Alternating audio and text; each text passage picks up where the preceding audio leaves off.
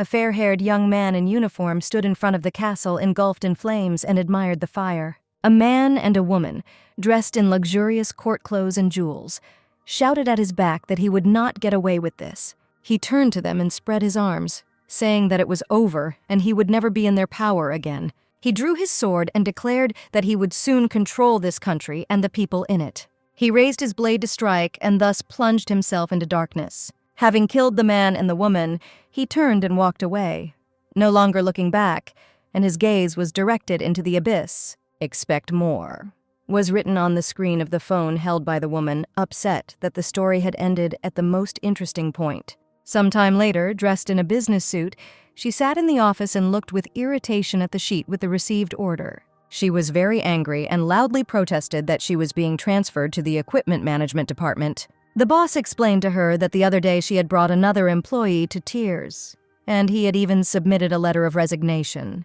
The woman indignantly exclaimed that she had acted in such a way so that the employee would be afraid to make similar mistakes in the future.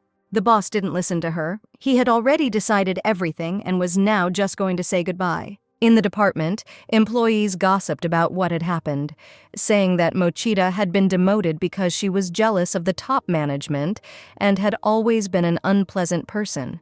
Back home, Mochida opened a bottle of wine to cope with her disappointment. The drink didn't help, and the woman only burst into tears from undeserved insult. She thought she was the best employee, but her stupid boss fired her for such a minor reason. She had only one consolation left, and she picked up her phone to open her favorite book. There were still no updates, but she was willing to reread the story just to take her mind off the troubles in real life. One of the characters in the book Maria Mochida really didn't like. She abused her stepson, and then he killed her. Mochida felt that if she had been there, she would not have allowed this to happen. Mochida thought that she had also lost everything, remembering what happened at work. She was reading a book and couldn't hold back her tears while looking at her phone screen. For the first time, she thought that she and Maria had something in common, and now the woman tried to understand where they both went wrong. She woke up in the morning with a headache from drinking too much wine the night before. She really wanted water, and without opening her eyes, she lowered her legs off the bed. When she finally looked around, the first thing she saw was an image of a young woman with long white hair, dressed in an old-fashioned lace shirt. Looking more closely, Mochida realized that what she saw in front of her was not a portrait, but a mirror. She couldn't believe her eyes and began to feel her own face. A pretty girl in a black maid's dress with an apron entered the room and addressed Mochida as Madame Maria.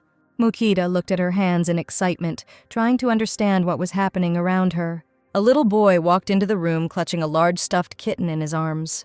The maid called out to the child, calling him Alfred, which greatly surprised Mochida. Alfred and Maria, that was the name of the heroes of her favorite book, who lived in a luxurious mansion, almost a castle. Mochida thought that something extraordinary had happened to her, and that she had found herself in the novel she was reading. The novel was called The Path to a Hero and told the story of how Prince Carlos, overcoming many difficulties, became a real king. Mochida read all the written chapters, but the story had no ending, but there was a villain in it. It was a young man named Alfred Brown. Looking at herself in an elegant mirror with a long handle, Mochida admitted that she had transformed into the main villain's stepmother. Horrified, she tried to scream that she had fallen asleep after a bottle of wine and woken up in another world, and the expression on her face frightened the maid. Mochida noticed the boy still standing at the threshold. She knew that in the future this child would kill Maria. She thought that she could prevent this from happening. But first, she should smile and talk to the child in a kind voice. Mochida tried to do this, but she could not make a sound. She lost her voice. In her excitement, she stepped on the edges of her long nightgown and almost fell, knocking little Alfred off his feet. The child looked at her with huge, tear-filled eyes. He was scared. Mochida wanted to calm him down, to explain that she had lost her voice and had only just realized it, but she couldn't utter a word. The child started to run away from her, and she could only stretch out her hand after him. Mochida sat down tiredly on the sofa. It seemed to her as if everything was over. She made a bad impression on Alfred, and if she couldn't talk to him, there was no way to clear up the misunderstanding. The scene from the book in which Alfred kills Maria stood before her eyes, and she thought that now everything would definitely come to this outcome. Mochida remembered the words of her boss and colleagues that no matter how good a worker she was too often offended and envious. Now she sat in a room full of antique luxury and thought that it was unfair to let her transform but deprive her of all means to change anything in the plot. The maid approached her with a tray containing a jug of water and a glass, and she assumed that Madame Maria was feeling tired because she had just recently gotten married. These words made Mochida think about some things. The maid called a doctor to examine the lady, and he confirmed that the loss of her voice could have been due to stress caused by her recent marriage. Mochida remembered the book she had read and was now sure that the mistreatment of Alfred began just a short time after Maria married his father. Mochida thought that if the story continued as it was written by the author, she would definitely be killed. Not having a voice was the worst bonus you could get for being transformed, she thought as she drained her glass of water. She decided that she would not rely on the plot of the book. She was determined not to follow the intended script in her actions. While the maid was tidying up her hair, Mochida thought about what she could do to get along with Alfred. Later, she found a boy who looked very lonely as he walked down the huge hall. Mochida caught his attention. Alfred turned around in fear, clutching a plush kitten in his hands. Mochida smiled and showed him a piece of paper on which she had written a question she wanted to know how the child was feeling. Alfred dropped the toy on the carpet and began to cry. He started running, and Mochida didn't know how to stop him. She picked up a toy kitten from the floor and angrily wondered how it was possible to become a friend to a child she couldn't even approach. In the book, Maria is killed on Alfred's 16th birthday, and almost nothing is written about his childhood. She thought that little was known about him because he was a villain. The next time Mochida saw Alfred, the boy was coming down the stairs. The child was very sad and ready to cry again. Mochida wanted to approach Alfred, but again she stepped on the hem of her dress and began to fall. She fell to the floor, dropping the toy she was about to return to the boy. Tears were rolling down Mochida's eyes, and Alfred looked at her with horror. Suddenly, they both heard someone's voice and turned towards it. It was the Duke who returned. He was a tall and handsome man. He entered the hall, and all the servants lined up in 2 lines to greet him. Mochida knew this character. This man was Maria's husband, Zakar. Now it was her husband, and she could not contain her own emotions, because only because of this could she not regret the transformation that had happened to her. The Duke stood over her and rudely asked why she was sitting on the floor. He said it was very indecent, and his face showed contempt. Mochida couldn't believe that this man didn't even want to help his wife who had fallen and couldn't get up. Another man came with Zakar, and they left together, discussing some business. Mochida rose to her feet on her own, seething with anger. Zakar did not pay any attention to what was happening behind his back. Suddenly, the Duke noticed his son and called him, saying that at 5 years old it was no longer worth messing around with soft toys. Alfred turned around. He was holding the same rag kitten in his hands. The Duke said that in the future, Alfred would have to serve the king as his father had done, and that now he should have no time for such nonsense. The father and son looked at each other, and the man looked displeased, and in the child's eyes there was disappointment and also fear. The Duke grabbed his son roughly by the arm and dragged him along, telling him it was time to practice swordsmanship. Mochida saw how unhappy Alfred's face became. She recalled her father telling her friends that Ri couldn't go out with them because she had to study, while Mochida herself looked at his back hopefully. She watched from the window as other children happily played ball in the street. She herself wanted to go and play with them. So she caught up with Zakar and Alfred and put her hand on the boy's shoulder. The Duke stopped and asked irritably what she could want. Mochida looked at Zakar and didn't think that Alfred now wanted to go play and not study. The boy was very surprised to feel her hands on his shoulders. Zakar angrily asked what all this meant, which angered Mochida, because she still could not speak and did not understand why her husband had not noticed this yet. Mochida opened her mouth, but no sound came out. She wanted to ask the Duke if he really hated his own son.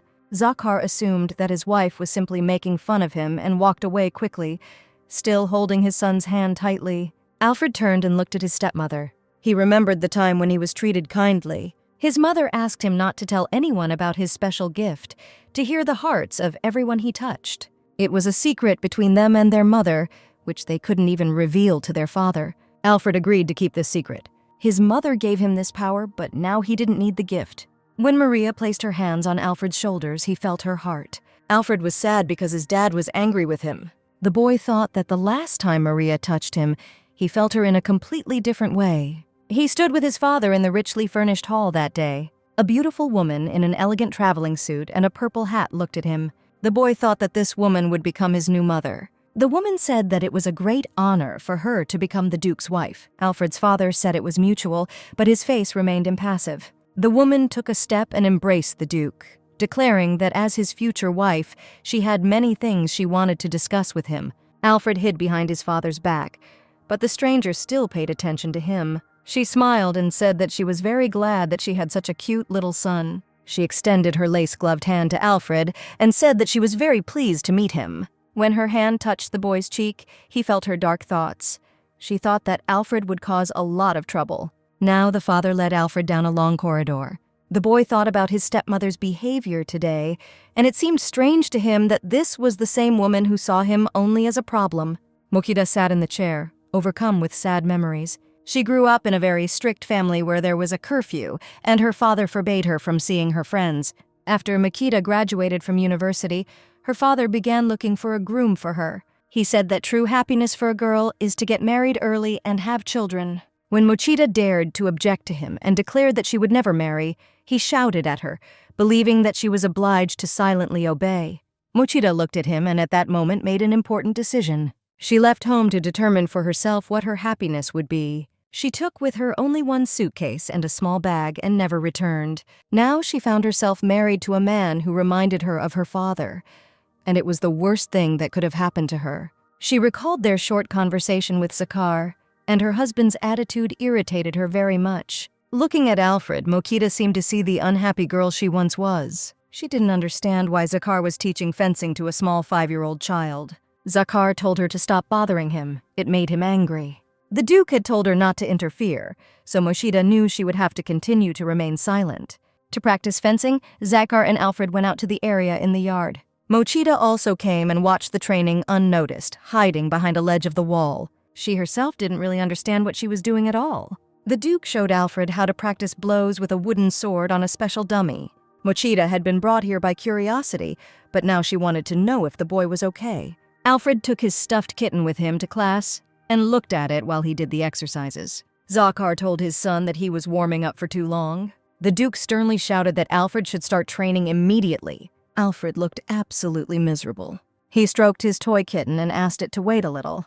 The boy took a wooden sword and began to strike at the effigy, while his father carefully watched his movements.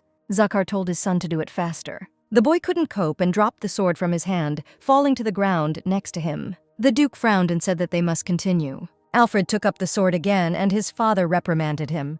When Alfred fell, the Duke became angry and ordered him to get up faster. Mochida watched this scene, and she really didn't like what was happening. Her heart bled from this sight, so she ran up to Zakar and Alfred. With a determined look, she stood before the Duke, spreading her arms and shielding the child with her body. Zakar stated that if Maria has something to say, she should say it clearly. Mochida thought that she had now become the complete opposite of who she had been before her transformation. Alfred touched his stepmother and said loudly that she could not speak. Mochida was surprised that the child helped her. Zakar decided that Maria had staged this performance of muteness on purpose, but he did not understand for what purpose such a thing could have been done. Mochida looked at him, experiencing complex emotions, because Zakar had not even guessed about her problem with her voice until this moment. The Duke noticed that just yesterday his wife had been speaking normally, and during this conversation, another person approached them. It was the Duke's assistant who came up and explained that at the moment Maria was indeed unable to speak. He handed Zakar a piece of paper on which the doctor described the symptoms of the Duchess's illness. The young man turned to Mokita and introduced himself. His name was Melio. He bowed and explained that this was their first meeting. Melio handed the Duchess a paper and a pen that he had brought with him. Mochida was surprised at how attentive her husband's subordinate was. Now she could write that she had lost her voice for some unknown reason, and that she would try to cause her husband as little inconvenience as possible. Zakar looked at his wife with a piercing gaze. For the first time, Mochida thought that the reason for how Alfred from the book turned out was not only because of Maria, but also because of his father's excessive strictness. Maria and Zakar had a common fate. They were both supposed to be killed by Alfred, but Mokita would like to be saved together. Zakar said that she had already caused him a lot of trouble, but from now on she should try not to interfere anymore. Mochida realized that he still considered her a nuisance. The Duke turned to his son and declared the training over. Alfred looked at his father carefully when he added that he needed to be less lazy. Zakar turned around and left, and Mochida thought that she was the only one who could save everyone. Melio caught up with the Duke already in the castle. Zakar did not believe that Maria had lost her voice so suddenly. He thought that his wife was planning something. Melio suggested bringing a certificate receipt from the doctor. Zakar ordered his assistant to keep a close eye on Maria because her evil disposition had been known for a long time.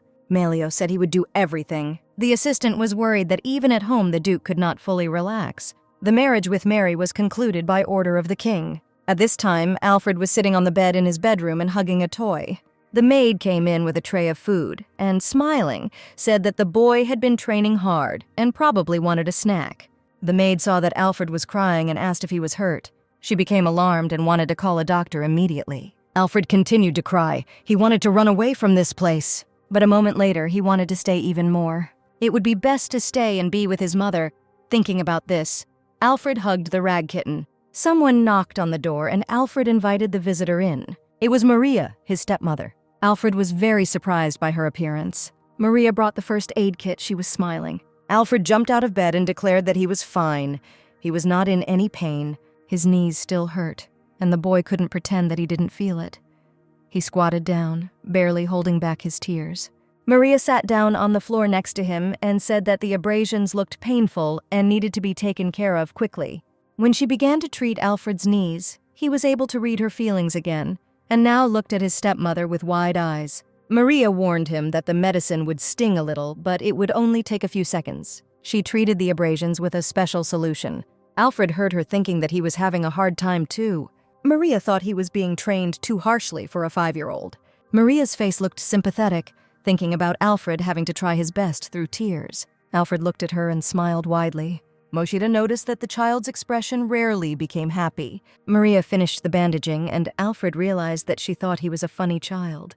Alfred was surprised that anyone thought he was funny. The other children he tried to play with called him boring. Alfred smiled. It was the first time he had been called funny. Maria put away the instruments and medicines. She thought that these training sessions, which were too difficult for the boy, would continue. She didn't know if there was any other way she could help Alfred. Alfred looked at her with wide eyes and said that he was a good man and therefore would do everything in his power. Mochida thought that the fact that the boy himself said so changed things. She took her first aid kit and was about to return to her room. Alfred stopped her, holding her by the skirt. He asked if she was leaving. Mochida tried to answer but still couldn't. She covered her mouth with her hand and thought it was all very cute. The boy looked at her trustingly. He thanked her for her help. Mochida said goodbye and left the room. Alfred told his kitten that Maria had surprised him very much by being so kind to him. He always thought that his stepmother was an evil person. Now Alfred would like to know what she is really like. The Duke was in his office at the time, about to listen to Melio's message. The assistant told him that the Duchess and his son were beginning to get along well. Melio noticed that he hadn't seen Alfred smile so sincerely for a long time. The Duke's expression remained cold and gloomy. Melio turned away to hide his grin. Father and son seemed so similar to him. Melio asked if it was not good that this Duchess and Alfred became friends. Zakar noted that one should not underestimate Maria. Melio said that everyone knows how Maria used to make fun of other girls who stood out too much from her. Maria came from the house of the Marquis of Darna, and the marriage with Zakar was concluded in order to place this family under surveillance. The king suspected that the Marquis was the main instigator of the recent rebellion. Zakar assumed that his wife was only pretending to be obedient and having lost her voice, but this was all some kind of political game. During dinner, Mochida was amazed by the abundance of delicious dishes that she saw on the laid table. She looked at the chair opposite and thought that Alfred would soon sit there. But instead of the boy, Zakar appeared. The Duke and Duchess had to dine sitting opposite each other. They looked at each other in silence, and Mochida thought that if she didn't act stupid, everything would still be fine. The Duke was drinking wine, and Mochida, watching him, thought that she too would like to drink a glass. She watched the Duke too closely, thinking that she loved good wine, and he noticed the look. Zakar looked at his wife and asked if Maria wanted red wine. Mochida was very surprised by such care from her husband. She was pleased to feel it. She watched with joy as the maid filled her glass. It was a fragrant wine, much better than what Mochida drank in her world. Looking at how Maria enjoyed alcohol, Zakar noticed that after the wedding, she seemed to have become a completely different person. Mochida froze in surprise, looking questioningly at her husband. Zakar said that he thought that Maria shouldn't drink wine. Mochida realized what a mistake she had made. She was very scared by this mistake. The Duke put down his own glass and asked her directly who she really was. Mochida simply forgot that Maria was not allowed to drink alcohol. Zakar looked at Maria, frowning. Mochida was afraid that he had guessed about her secret, about reincarnation. But Zakar suggested that Maria had a second personality. Mochida didn't understand what he was talking about. Zakar thoughtfully said that people with two personalities behave very differently. Their tastes and preferences change. This could explain all the recent oddities. Mochida thought she was saved, but she continued to be very nervous, which caused the Duke to ask even more questions. The woman found it strange that Zakar was unable to notice that there was now a completely different person in his wife's body, but he could assume a second personality. Mochida needed to remain vigilant because even after reading the novel, she still didn't know all the details of Maria's life before she moved into her body. The Duke rose from his chair and looked thoughtfully at the cutlery. He took a few steps towards his wife and said that she was a big liar. He leaned closer to her and took the knife from the table. Zakar put the blade of the knife to Maria's throat. Without removing the blade from Maria's throat, the Duke asked if the woman had been replaced by someone else. Mochida was very scared, but she still couldn't speak. Her voice never returned. Zakar thought that Maria would immediately speak up after the threats, but nothing came of his plan. The woman remained silent. The Duke said he didn't know what the woman was going to do. He stated that if it turned out that she was a liar or an imposter, he would kill her. Zakar let go of his wife and put down the knife, warning Maria to be careful. Mochida thought in horror that if things continued like this, the Duke would kill her before Alfred did. Returning to her room, she decided that something urgently needed to be done about Zakar's suspicions, because otherwise her life was in danger. Mochida remembered reading that Maria came from the Darn family, the main suspects in organizing the uprising that had broken out. In essence, when Maria got married, she found herself a hostage. Mochida threw herself onto the sofa, suffering from a terrible headache. Suddenly, the woman heard some sound and turned around. Alfred stood hesitantly at the threshold of her room. "Hello," said the boy, waving his hand at her. Mochida was happy with him. She still couldn't believe that this child could kill her in the future. Now the Duchess had another real problem with Zakar, who had to be avoided after the knife scene that had happened at dinner. With a wide smile, Mochida beckoned Alfred to come closer. She was very surprised when the boy left without saying why he had come. In the evening, sitting in front of the mirror, Mochida saw Alfred standing on the threshold again. The boy just looked at her through the half-open door. Mochida was surprised by his behavior. She turned carefully to Alfred. This time, everything was going to work out. The child looked like he wanted to say something, but Mochida couldn't ask him what it was. Alfred wished her good night and waved the paw of his toy kitten. Mochida again didn't have time to react in any way, or even approach the door. The boy ran away faster. She wanted to know if he had come just to say good night, if he was worried about her. She thought it was very cute. Alfred walked to his room and talked to the kitten, telling him that he was very glad that he was able to say goodnight to Maria, that without his toy friend, he would not have dared to do this. Mochida lay on the bed and thought about how Zakar did not understand his own son at all. She also began to think for the first time about what other people thought of her. In her previous life, she was constantly picking on everyone, yelling and not even letting anyone say anything in response. Now she regretted that she had behaved in such a way. The memories upset her. The next day arrived, and in the morning rays the castle seemed especially impressive. Waking up, Mochida lowered her bare foot from the bed and felt something strange touching her. Only the lack of a voice kept her from screaming desperately. Before this, it seemed to her that she would be able to deal with all the problems herself, but a turning point came and Mochida was completely horrified. Alfred, frozen on the threshold, saw how scared she was. Only the boy did not quite understand the reason for this fear. There was a small mouse sitting on the floor next to Maria's bed, and that was what caused her to panic so much. The mouse approached the pen with which Maria wrote her messages and sniffed it. Mochida waved her hand, trying to call someone for help. The woman could not run out of the room and call for someone who could save her, because the mouse was standing right between her and the door. Mochida noticed Alfred, but the woman also could not warn him of the danger and tell him to run away. The boy entered the room and wished his stepmother good morning. Maria continued to panic and scream silently. Alfred came closer to the bed and asked the woman what was going on here. The boy thought it strange that Maria was afraid of mice, but she was terrified. Alfred thought the mice were cute, not scary at all. He smiled at Mary and said that she could leave the mouse with him. He stretched out his hands to the mouse and told it not to scare Miss Maria. Alfred took the mouse out of the room and released it far away from the door of that room. Mochida was amazed that the boy was able to pick up the mouse with his hands and that he helped her. Alfred returned to her, assuring her that everything was fine now. Mochida impulsively squeezed his hands in hers, and he felt her gratitude.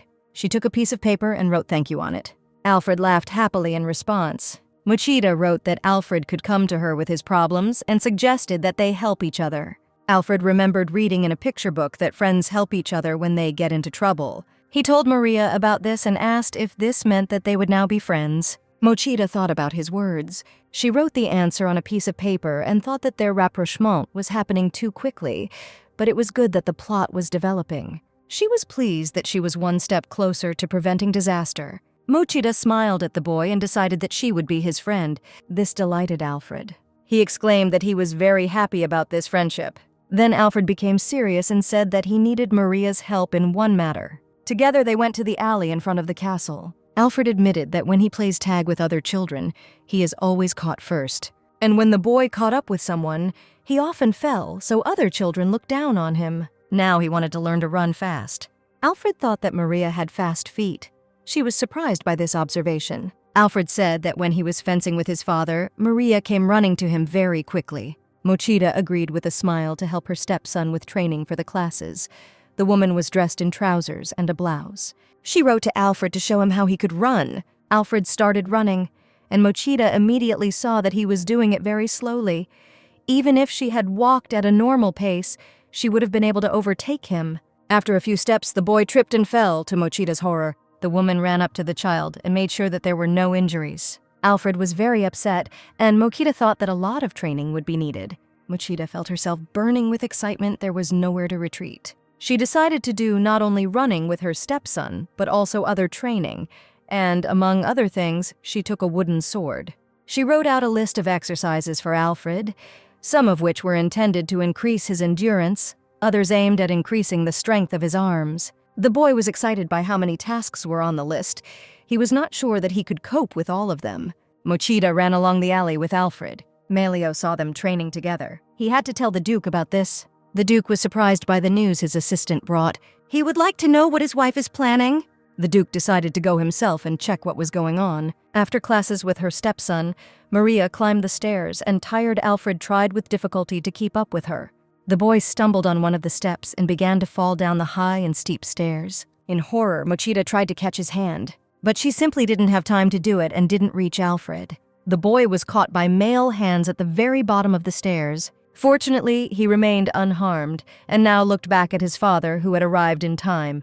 Mochida breathed a sigh of relief. Zakar started yelling at her, accusing her of pushing Alfred down the stairs. Mochida couldn't believe what she was hearing. Alfred intervened in their conversation and said that Maria was not guilty of anything, but Zakar rudely interrupted him. The Duke said that he forbade Mary to approach his son, and next time there would be no mercy for her. That evening, Mochida drank wine in her bedroom in an irritated manner, shocked by her husband's unfair treatment, which was not justified even by his concern for his son. Mochida thought about how nothing had changed. Zakar continued to behave the same way as her own father, imposing himself on Alfred without taking into account the child's feelings. Zakar was very similar to Mochida's father. With these thoughts in her head, Mochida fell asleep on the sofa without making it to bed, and the next morning she was awakened by a knock on the door. It was Alfred, who came to invite Maria to training. Mochida was very sad to refuse him. Alfred noticed her mood and asked what was wrong. He came up to her and touched her hand. Mochida thought that she was stopping her lessons with the boy primarily for his own sake. Alfred took her by both hands and began to persuade her, promising that he would try. Alfred really wanted Maria to teach him everything. Mochida felt very sorry. She hugged the boy and walked him to the door. Alfred walked away, constantly looking back, determined not to give up. Mochida looked after him and felt sad. She knew she had made the right decision. Mochida knew that Alfred wanted to continue training with all his heart. But Zakar was categorically against his wife communicating with his stepson. Mochida thought about it and came up with an idea. After getting dressed, Mochida resolutely entered the Duke's office to talk to him. She wrote on her sheet that she made a promise to Alfred that she would teach him to run faster. She asked permission to continue her studies and promised that she would not expose the child to any further danger. She wrote that she knew that Zakar would refuse her request, so she suggested that while she was with Alfred, Someone the Duke trusted should be with them. When Mochida saw the expression on Alfred's face, she wanted to make all his wishes come true. Alfred ran into the office during this conversation. He raised his hand up to attract the adults' attention because he wanted to tell them a story. The adults looked at the little boy, waiting for him to speak. Alfred said that it was not Maria's fault, and when he almost fell down the stairs, she tried to help him. The boy held onto Mochida's dress and said that they were friends. And friends, Alfred explained, help each other when things are tough. He wanted to learn many things, but he couldn't do it. Then Maria helped him. Alfred thought about learning to run fast. That's why he wanted Maria to continue training with him. Mochida picked up the paper with her proposal again. The Duke crossed his arms over his chest and asked whom he could trust with such an important matter. Zakhar seemed not to notice that all eyes were directed at him. Alfred said excitedly out loud that he wished his dad was with him at these training sessions. Zakhar was not happy about this, but he had to go with his wife and son. The Duke sat in a chair on the street and nervously tugged at the collar of his shirt. He did not understand why he was wasting his time on all sorts of nonsense while he was here. Alfred ran down the path with his arms outstretched while Maria counted down the time.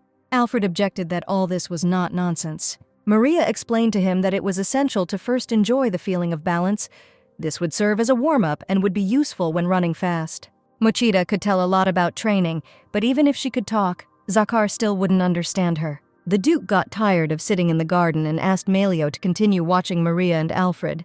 The boy clung to his stepmother and watched his father go. The Duke announced that he was returning to work and did not even turn around as he left. Alfred was very upset, and Mochida thought that it was an ugly act on Zakhar's part towards his son. The boy almost cried and thought that his dad really hated him. Mochida saw how upset he was and did not know how to console him. She sat down on the ground next to the child and put her hand on his shoulder. Alfred smiled at her and said that he wanted to continue the lesson. He ran forward again, and Mochida looked at him thoughtfully. She tried to understand why the Duke was so strict with his son, but the thought flashed through her mind that it was not for her to judge such behavior. Mochida felt that Zakhar should be the one most concerned about this child's feelings. She soon noticed that Alfred was already very tired and was having difficulty catching his breath. She invited him to rest, and a carpet was laid out on the lawn for them, and trays of food and tea were brought. Mochida waved to Melio, who was watching them, and he said that he was fine and didn't need tea. Alfred held his cup and looked at the Duke's assistant with a smile. Before pouring the tea into the cups, Melio asked what was in it. Mochida thought that the young man suspected something. Melio noticed that Maria looked pale and asked if she didn't like the smell that much. This question worried Mochida. She thought that rosemary was good for relieving fatigue. Alfred looked at her, wanting to read her thoughts. Mochida made the tea herself, but she didn't want to admit it so as not to arouse even more suspicion. Alfred touched Maria and said that the tea smelled like that because it had rosemary in it. Mochida was surprised by what the boy said. Melio smiled. He didn't expect Maria to be well-versed in herbs for tea. Pouring the tea into cups, Melio confirmed that it was a good remedy against fatigue. Mochida thanked Alfred for his help and asked in a note how he knew there was rosemary in the tea. She assumed that the boy had such a keen sense of smell. Alfred said that the maid explained to him that Maria had prepared the tea to help him get rid of his fatigue more quickly. Mochida thought that she didn't know if there was magic in this world. Soon, a new test awaited Mochida, even though she had been informed about it for several days. Having pinned a black rose to her dark red dress, the Duchess was about to go to the ball, which made her very nervous. The dress was very fluffy, and Mochida also wore lace gloves and an open-work necklace, and another black rose was woven into her light hair, and she really wanted to know how strange she looked in all this. Dressed in a festive waistcoat, Alfred admired how beautiful Maria looked. The Duke was also waiting for Mochida to go to the royal party. Mochida took her stepson by the hand. The boy was in a joyful mood. The Duke walked ahead and, as always, did not look back at his wife and son. In the glittering hall, luxurious ladies and gentlemen whirled in a dance. Zakhar, Maria, and Alfred stood in front of the door, which was guarded by sentries. Zakhar turned to his wife and said that she should simply follow him without leaving a single step. Mochida thought that she had no choice anyway, since she couldn't even speak. It was a royal palace, and dancing couples were circling right in front of the royal throne. Mochida was shocked by the magnificent sight that opened up to her. A red-haired man wearing a crown sat on a throne, and next to him, on a smaller throne, sat an equally red-haired boy. Mochida looked at the king and then turned her gaze to his son. It was Prince Carlos. She recognized him immediately. Mochida saw the hero of her favorite book with her own eyes. She could not believe that she managed to meet Prince Carlos in real life. Zakar turned to the king with gratitude for the invitation to this evening. The king smiled and said that he was grateful to the guests for coming. He asked the Duchess what her married life had been like. He considered Zakar a wonderful man, but unsociable. Mochida bowed, but still could not answer. Zakar explained that his wife cannot speak due to an unknown illness. The king noted that Zakar's mood had changed dramatically. Mochida looked at the king with excitement, thinking that everyone knew that her marriage was arranged by his order, for political reasons. The king turned his attention to Alfred and noted that Alfred had grown a lot since their last meeting. The boy became embarrassed and hid behind Mochida. Zakar gave him a stern reprimand, but Mochida smiled encouragingly at the boy. The king watched this scene, lost in thought and stroking his beard. The red-haired prince jumped up from his throne and exclaimed that he had missed Zakar very much and was looking forward to their new meeting. Carlos wanted Zakar to tell him stories about strategy and tactics again. The Duke was also glad to meet them, and both smiled at each other. The king said that he had completely forgotten that Carlos liked Zakar so much, but he explained to his son that he and Zakar had a lot of important things to do today, so Carlos had better go play with Alfred. The prince clearly did not like his father's order, while Alfred looked at him with hope. Carlos didn't even look at Alfred, while his father showed confidence that the children would have a better time than the adults. The prince wanted to talk to Zakar, but the king said that it would happen at any other time. Carlos ordered the confused Alfred to follow him and quickly walked away. Alfred eagerly hurried after the prince. Both boys went out into the garden with fountains, where other children were already waiting. 2 boys and a girl greeted Carlos with an offer to play tag. Alfred smiled and waved at them. The children were not happy that he had come too. One of the boys called him a nightstand. It was the same child who had laughed earlier when Alfred fell. Alfred excitedly exclaimed that he had learned, but the prince looked at him with distrust. The other children didn't believe his words either. Then Carlos said that Alfred would be the first demon in this game. The children started running in different directions. One of the boys was running very close, even with his hands behind his head, and looking mockingly at Alfred, and he understood that it would be very easy. Alfred easily caught up with him and touched his back. The boy was very surprised that Alfred caught him so quickly. Alfred said that he began to run much faster. All the children looked at him with distrust because they thought he was slower than the turtle. Alfred explained as he ran that he had simply been training a lot. The boy really enjoyed running as fast as the others. Prince Carlos looked at Alfred with a strange expression on his face and then tripped Tom. Alfred fell to the ground, hit hard. Carlos came up to him and, smiling as if nothing had happened, extended his hand to him, asking why he fell. Alfred thanked the prince and then touched the offered hand. He felt with horror the stream of hatred directed at himself that emanated from Carlos. At this time, Mochida was trying to cope with the excitement that had overcome her from meeting the prince and the king. She wanted to take some wine for herself, but a man's hand held her by the elbow. Zakar stood next to her and did not let go, not allowing her to continue on her way. The Duke said that since she could not speak, Mary should not go far from him. Mochida didn't understand why he was so worried about her. Zakar invited Maria to lean on his elbow.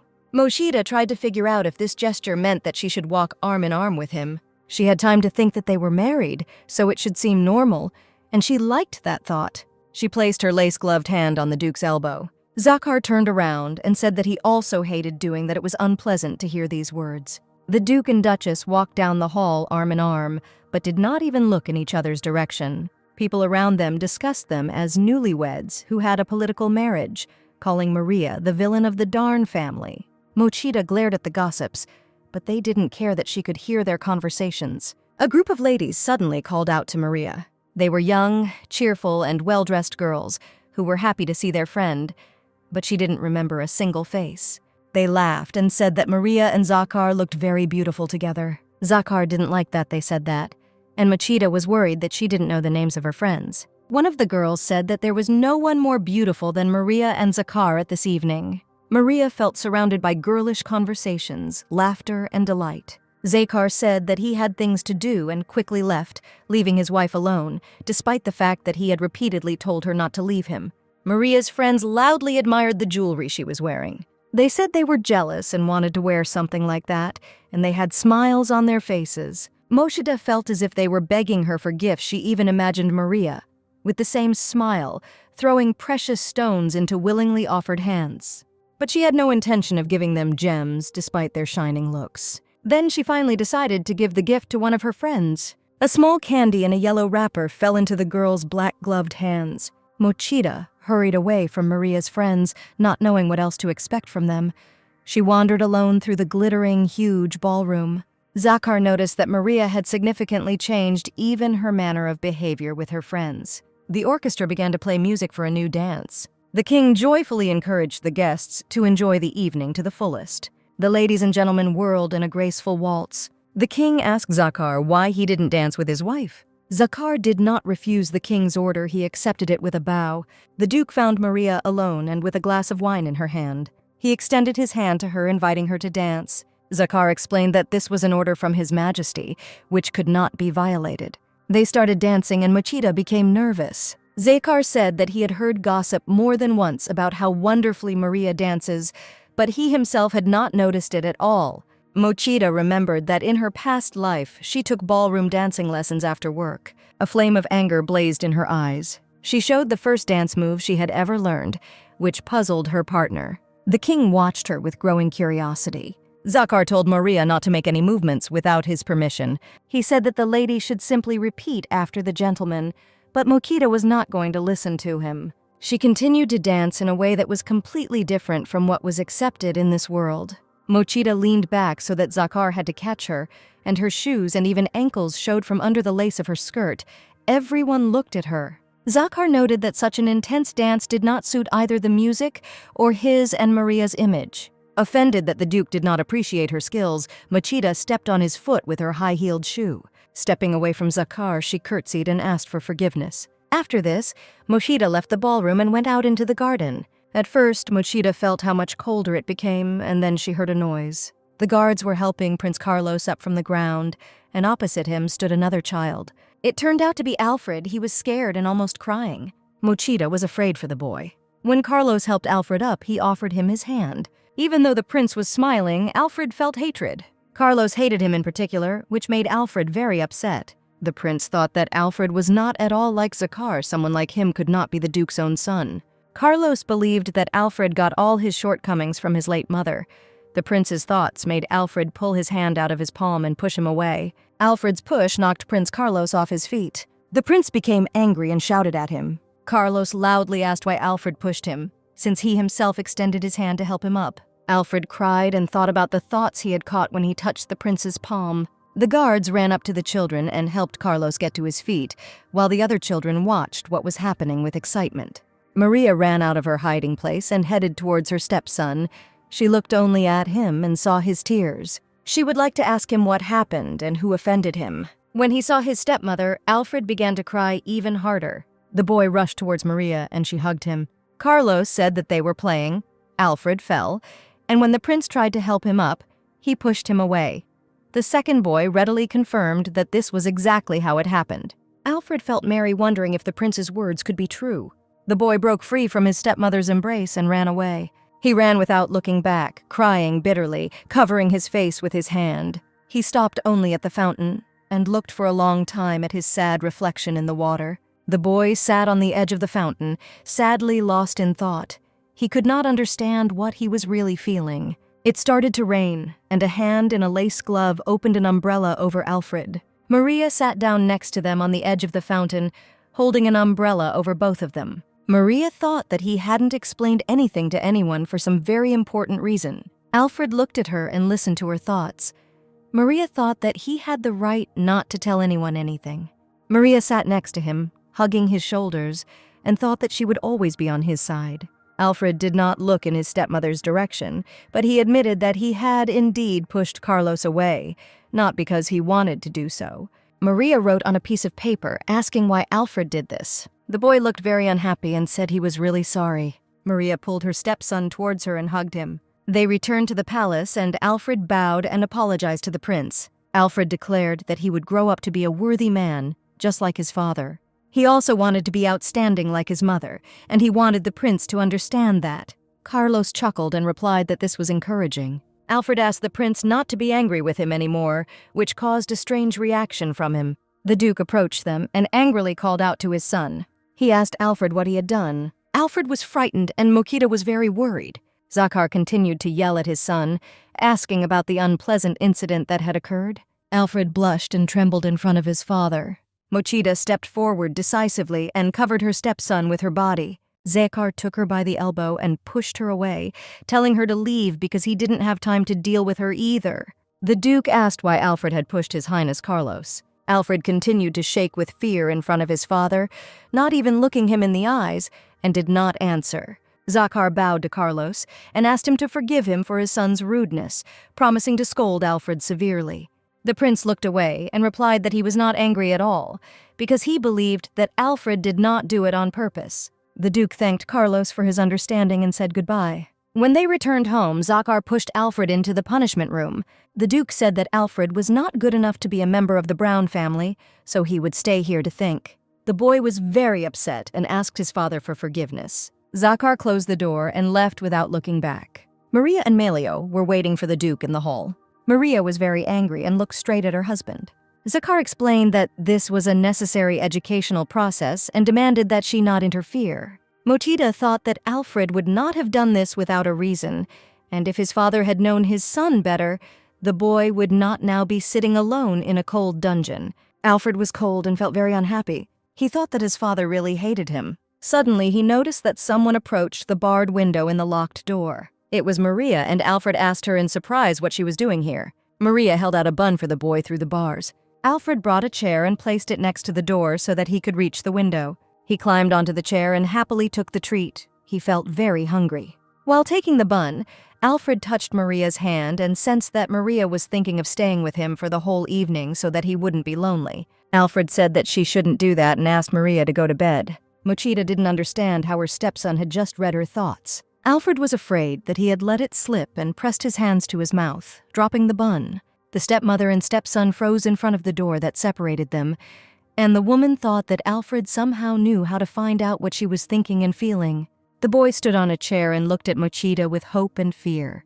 Mochida wanted to know how he understood everything, since she was still unable to utter a word. How could this child know about her feelings? Alfred tried to find a way out of the situation and said that he did not expect Miss Maria to come to him here. He realized that everything had become too obvious, and Mochida saw that he was telling her a lie. Both of them thought that things were not going well.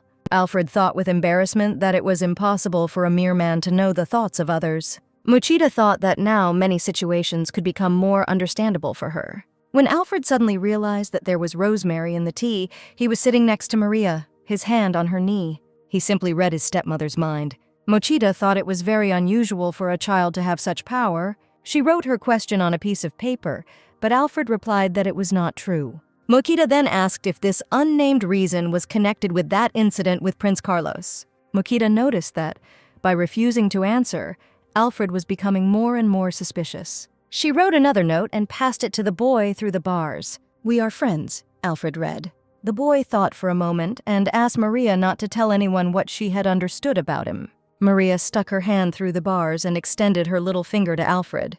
The boy took hold of it with his own little finger. Maria thought that he could trust her and that she would never let him down. Alfred looked at his stepmother with wide eyes. Maria promised to never leave him alone again. Alfred sensed her thoughts and burst into tears again. Mochida still didn't let go of his hand and thought about how much pain it had been for him all this time because he was left all alone. Such a small child kept such a big secret, and now he was bursting into tears. As Mochida thought about this, she suddenly felt tears rolling down her face as well. Alfred explained that he could hear the feelings and thoughts of the people he touched. The boy asked anxiously if Maria was afraid of him. Maria thought she was not afraid, but she wanted to know why Alfred did this to Prince Carlos. Her stepson told her that the prince had deliberately tripped him up. Then Alfred touched Carlos as he extended his hand to him. Alfred told with sadness how he felt that the prince hated him. Alfred learned that in his thoughts, Carlos was laughing at his late mother.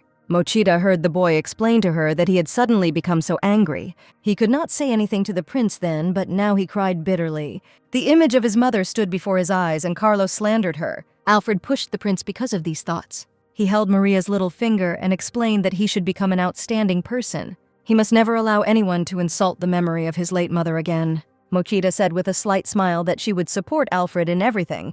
The boy happily replied that he was very glad that Maria had become his friend.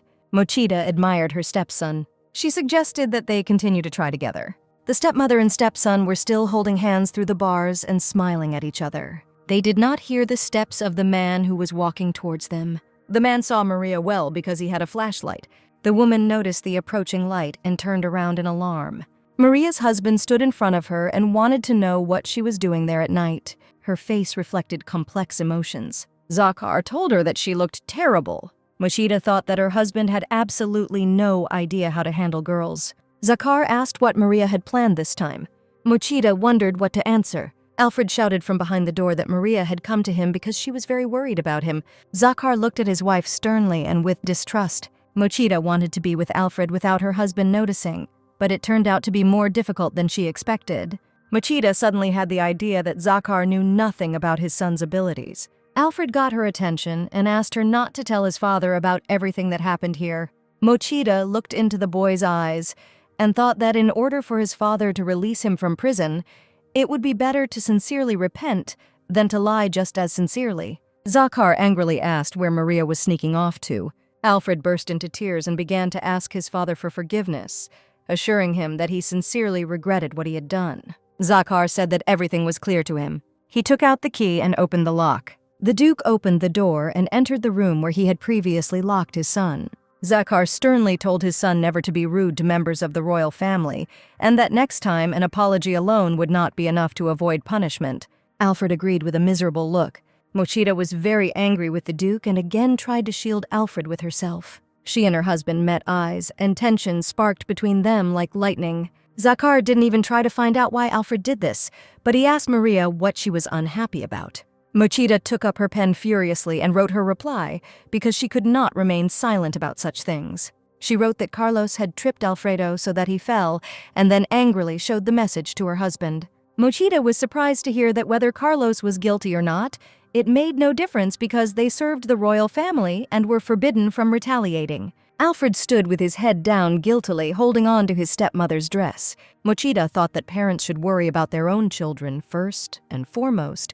Zakar could have felt sorry for Alfred. The Duke demanded that Mary take no action regarding Alfred's education. Mochida was angry, and the boy was very sad to hear these words. The Duke and Duchess's eyes met again. Mochida thought that she would never give up the idea of raising Alfred. The boy tried to distract the adults from the quarrel by pointing to the moonlit window. Alfred said that the Lady of the Moon was laughing at them. Mochida and Zakar looked out the window but saw no one or nothing special there. Mochida looked at the Duke again and pulled the smiling Alfred closer to her. She thought she wanted the boy to tell her more about the nature of his power. Alfred smiled and agreed to do it later. Holding hands, Maria and Alfred walked away, and Zakar watched them go. The Duke didn't remember when his new wife and son started holding hands. In the Duke's office, Melio was waiting, wanting to know if Alfred had been released from the punishment room. Zakar replied that he released him, although he initially wanted to keep him there until tomorrow evening. Melio knew that the Duke was actually worried about his son too. He handed Zakar a sealed envelope. The Duke opened the envelope and read the letter carefully. It was an invitation from the Marquis of Darna to come and visit their house, which was located near a snowy mountain range. Zakar was not happy to receive this invitation. They set out on a sunny, clear day. The carriage of the Duke and Duchess of Brown rolled along the forest road. Alfred looked out the window, delighted by the beauty he saw. Mochida looked at the child affectionately, but Zakar tore his son away from his interesting activity and told the boy not to lean forward too much. Alfred obediently moved away from the window and folded his hands on his knees, looking at his stepmother. He admitted that he was looking forward to meeting Maria's family for the first time. Mochida also saw how happy he was, and she liked it. But the trip itself evoked completely different feelings in the Duchess. They were traveling to the family estate of the Darn clan, in which there was an elderly head, his wife, and an adult young son.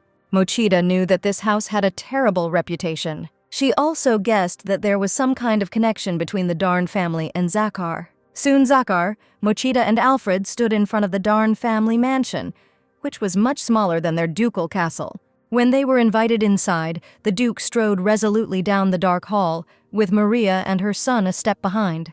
The gray-haired man came down the stairs and greeted the guests, saying that it was he who had invited them. Mochida thought that this man looked too much like a villain. She held on to her husband's back, looking at the master of the house, trying to accept the fact that this was her father, the Marquis of Darn. Zakar bowed and said that they hadn't seen each other for a long time, but he was glad that the owner of the house was doing well. Marcus Darn replied that Zakar had not changed much since their last meeting either. Then the owner of the house noticed Maria and, complimenting her appearance, asked if she and Zakar had managed to get along. Marquis Darn invited the guests to follow him to sit down and discuss everything. Alfred held on to his stepmother's dress, and Mochida thought that the Marquis had not even greeted her at first, and that Maria apparently did not get along with her father. In the living room, the host and guests sat down on dark upholstered sofas opposite each other. Mochida wrote on a piece of paper that she could not say a word for an unknown reason, and showed it to her father. Marquis Darn chuckled and replied that he had not thought that his talkative Maria would ever be able to remain silent for long. Then he added that he was sorry that his daughter had caused so much trouble to Zakar, and the Duke clearly did not like to hear these words. With a wave of his hand, the Marquis said that Maria was his dear daughter and asked him not to be too strict with her. Mochida clasped her hands nervously and thought that this old man was calling Maria his dear daughter, while he always kept her hostage. Zakar looked at his wife and noticed her excitement. The Duke said that Mary did not cause him any particular trouble. He told Marquis Darnu that Maria had simply lost her voice, and Mochida was surprised to think that Zakar was protecting her. She looked at her husband with curiosity. Marquis Darn suggested getting straight to business. He wanted to expand his mining business, but he couldn't do it without the king's permission. Maria looked closely at her father. She could not understand his true intentions. Perhaps he was trying to use Zakar to gain the royal favor. The Duke asked what exactly his interlocutor meant. Marquis Darn replied that he had not at all hoped to receive an immediate answer. He was offering Zakar a tour of the mining site so that the Duke could better understand what was happening. Zakar believed that the mining industry should be thought through carefully and all the details taken into account. The Marquis laughed and said that everything was exactly like that and that he considered Zakar an intelligent man. And then Mochida heard that her father would have loved to see her and the Duke have children, and these words were unexpected for her now. She was angry that the old man was talking about such things in front of Alfred, although he could clearly see that the boy was sitting there. Marquis Darn asked Alfred who he would like more, a brother or a sister, but Alfred became nervous and did not answer. Mochida saw the boy's excitement and extended her hand to him. She hugged her stepson, ready to protect him. Mochida thought angrily that she already had a child. Alfred pressed himself fearfully against his stepmother, but also remained silent. Marquis Darn asked mockingly if the boy too could not make a sound. Zakar intervened in this scene and explained that Alfred only talks to those he trusts. The Marquis continued to grin and said that he could buy him something as a token of his first visit. Alfred did not want to answer what he would like to receive as a gift, and hid behind Maria. At that moment, a man with white hair entered the room and greeted Marquis Darn, calling him father. An elegantly dressed young man with short, very light hair joined the company sitting in the living room. He smiled and teased Alfred, saying that he had been put in an awkward position. The young man knelt down in front of the sofa where Maria and the child were sitting and asked if the boy was scared, and then apologized. "Alfred Duke Brown, Maria," he said, "I thank you for coming to us." He said that dinner was ready, so the conversation could continue at the table. A large table was set in the dining room, and besides those whom Mochida had already seen, there was another person at the table, a lady in red who was covering her face with a fan. Mochida looked at these people, trying to match their faces with what she knew about them from her book. The young man was Maria's brother Daniel, and for a member of the Darn family, he looked quite respectable. Alfred began to eat his dinner with a shining look in his eyes. He said it was very tasty. Daniel said he was glad the boy liked it and smiled dazzlingly again. Mochida and Alfred were pleased with how the visit to the Darn estate went. The woman in red said that Maria's tastes and preferences had somehow changed and asked if it seemed to her that the woman was her mother. She noticed that Maria began to wear less jewelry, and Mochida thought that the woman herself probably had jewelry on every part of her body.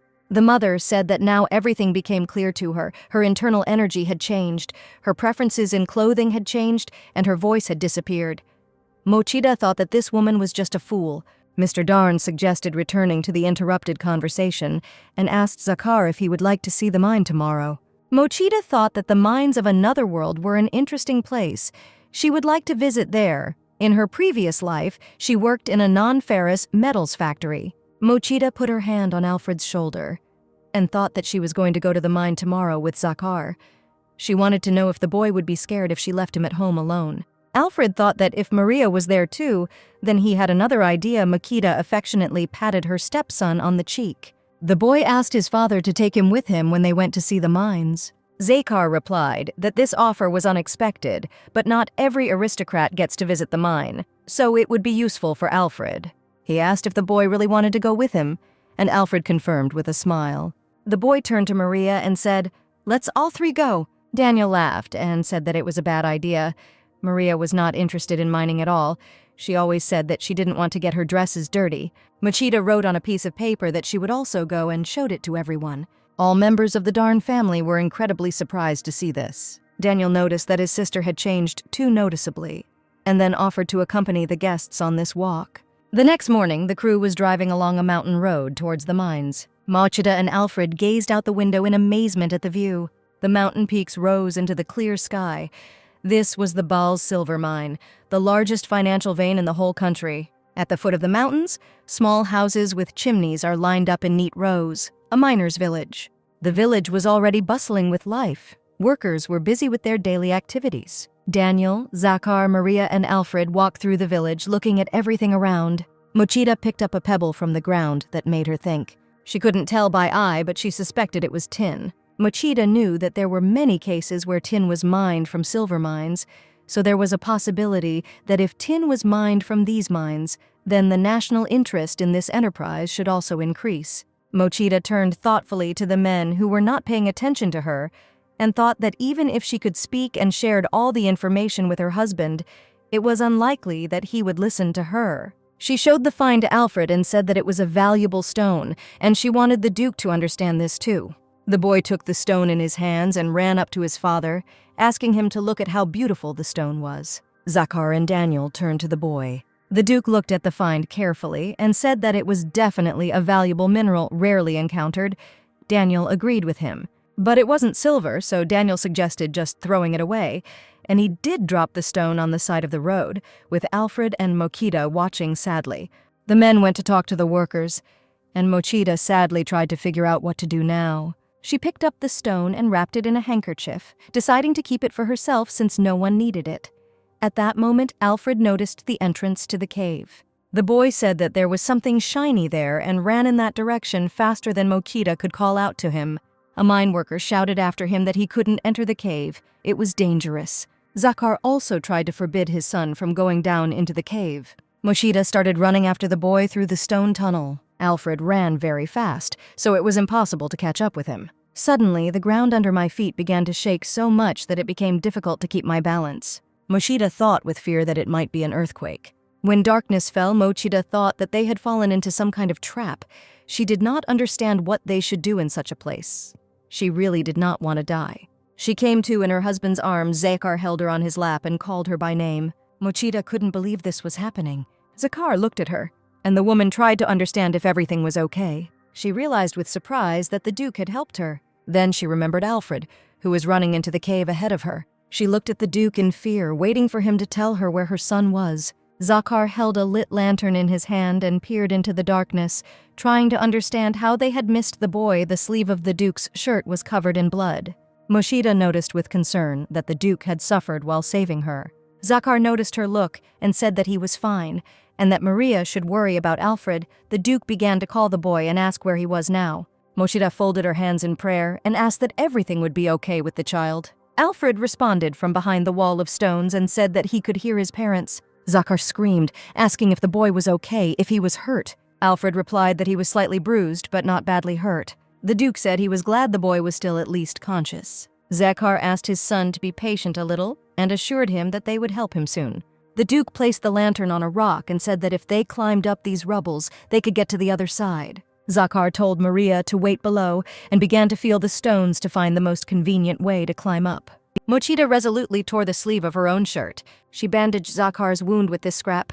It was only a temporary measure, but better than nothing at all. The Duke thanked her and remarked that it was indeed better this way. Mochida remained holding the lantern while Zakar climbed up the rocky scree. The Duke looked through the crack between the stones and called his son. Alfred came out of the darkness at the sound of his father's voice. The Duke hugged the boy tightly and said that everything was fine now.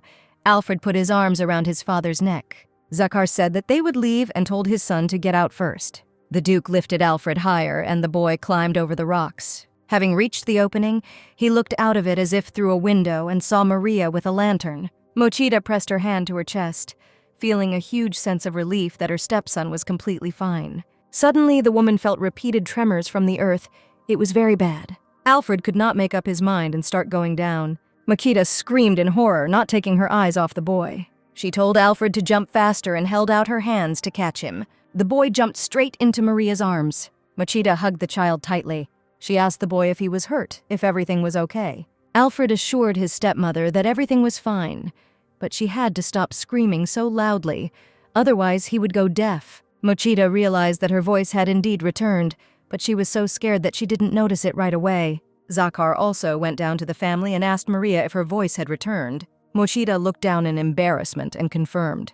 She said that as she was desperately screaming Alfred's name, her voice returned. Mochida gently touched the boy's cheek with her palm, and he smiled at her. Extending both hands towards Maria, Alfred exclaimed that he was very glad that she could speak again and congratulated her on it. With a happy smile, Mochida hugged her stepson and thanked him. A bright light was shining through a hole in the ceiling of the cave. Zakar was the first to notice him and looked up. Hey, they called out to them from there. These were the workers who dug up the rubble. They were happy that they had finally found them and asked if everyone was alive. Mochida screamed in fear for help. After a successful rescue, they stayed overnight at the Darnov estate. Tired, Alfred quickly and soundly fell asleep. Mochida came to straighten his blanket and said he had done a good job. She wished the boy good night and left the bedroom, carefully closing the door behind her. Mochida was determined to go and do one more important thing. She knocked on another locked door and asked permission to enter. The woman peered cautiously into the bedroom. Zakar sat in a chair by the window and admired the starry sky. He turned around and asked what happened. Mochida showed the first aid kit she had brought with her and said that she had come to take care of her husband, who had been injured in the cave. Zakar objected that nothing needed to be done. He was injured, and it was nothing serious.